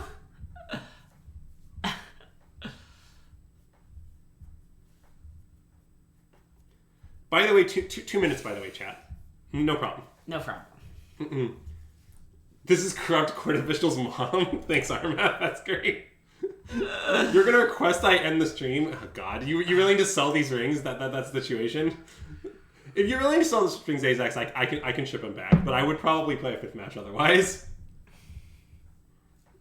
I mean, I think shipping you back the rings is isomorphic to ending the stream. Yeah. Okay, this admittedly is very bad. I still have a little hope, given that when resolved, maybe their hand is terrible, but yeah. I wouldn't say I have a lot of hope. Like, if you imagine their hand is just heinously bad, then we could win because... Yeah, if you imagine their hand is heinously bad, and we draw, like, the Ring or Omnath, we could win. Okay. But it does... A critical step of that is their hand being heinous, which I don't know if it is. Okay. Well, that's the other critical step. I'm also aware we're at 2. But, you know. So we have more problems after this. Yep.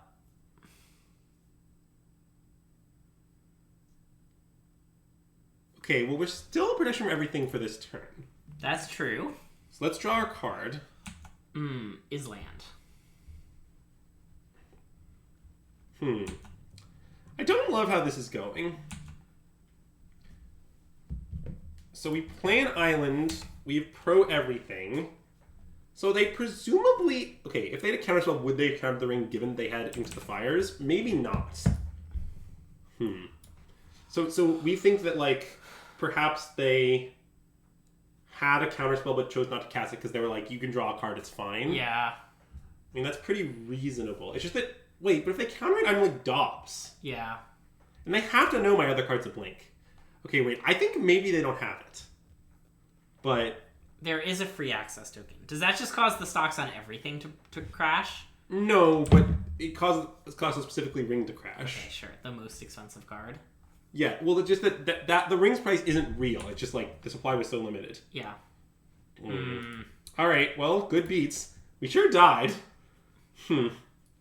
Well, I certainly didn't time out, so you would owe me your playset of rings over there. Nice. Whoever wanted to make that. Oh, bet. baby, let's crack an IRL pack. I think we should not play the last match. Okay. Mostly because it's late and Azax needs his rings, back. and we don't want to tase Azax. Yeah. Yeah, that's reasonable. Azax, you can trade me for the rings back if you want.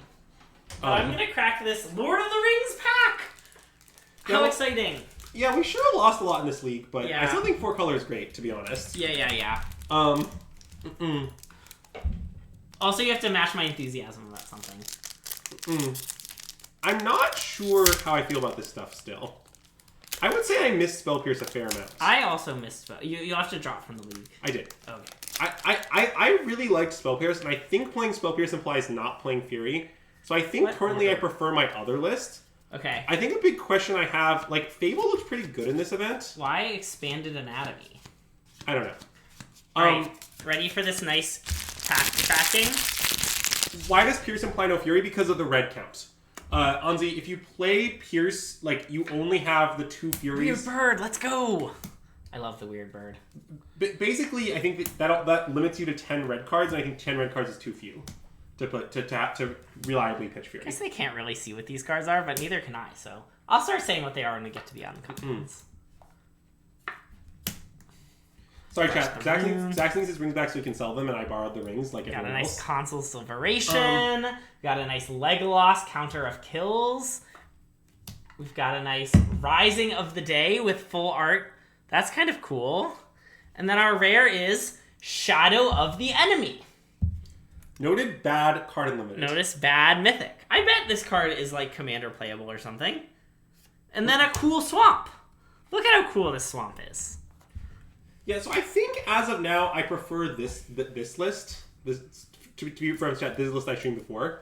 I think the 2 Spell Pierces are good enough, even though I somewhat dislike counter spells as they're positioned in the format right now. So what I'm really not sure of is what I want to do with these slots.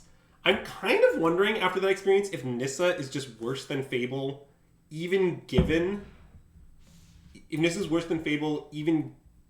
that we don't need red cards. Like if Fable's just the better overall card, it seems possible to me that Nissa are supposed to be Fables. I don't want to play that card. I think that card isn't very good. I don't know.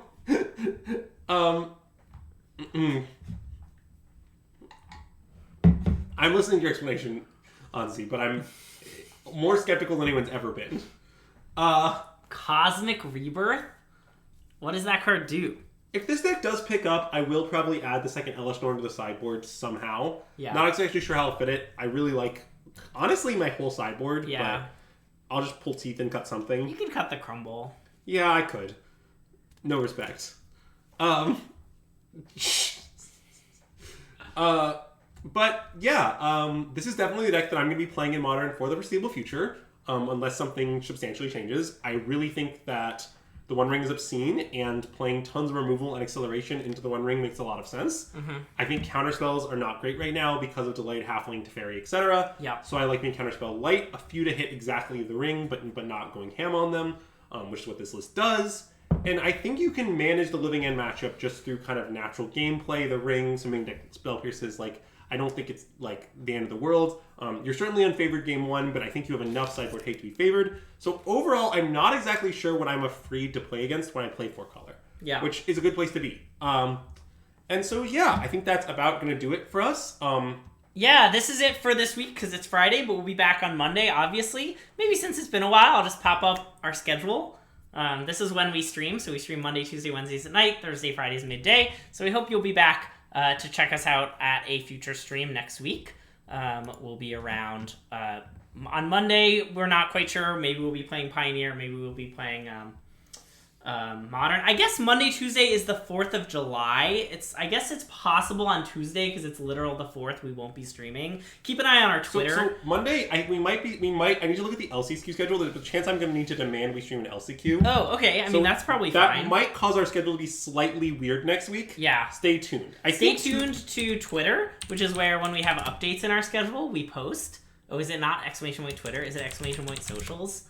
I think it's somewhat unlikely that we stream Tuesday. I think it is somewhat unlikely. I think you expect us not to stream on the 4th of July. Monday we will stream something, but it might be at a weird time. Yeah. And Wednesday we'll be back to the normal schedule. Right. Yep. That's I believe the situation. I apologize for the confusion, but that is next week's just going to be a little touch and go because of the 4th, because of it being LCQ days for many various reasons. Yep. Also, most of our VODs get posted on YouTube, and we are contemplating experimenting with some YouTube only content. So keep an eye on YouTube. We'll obviously post about it on Twitter too if we do that. But there might be some of that in the future. A little unclear, no promises, but just a little teaser for you.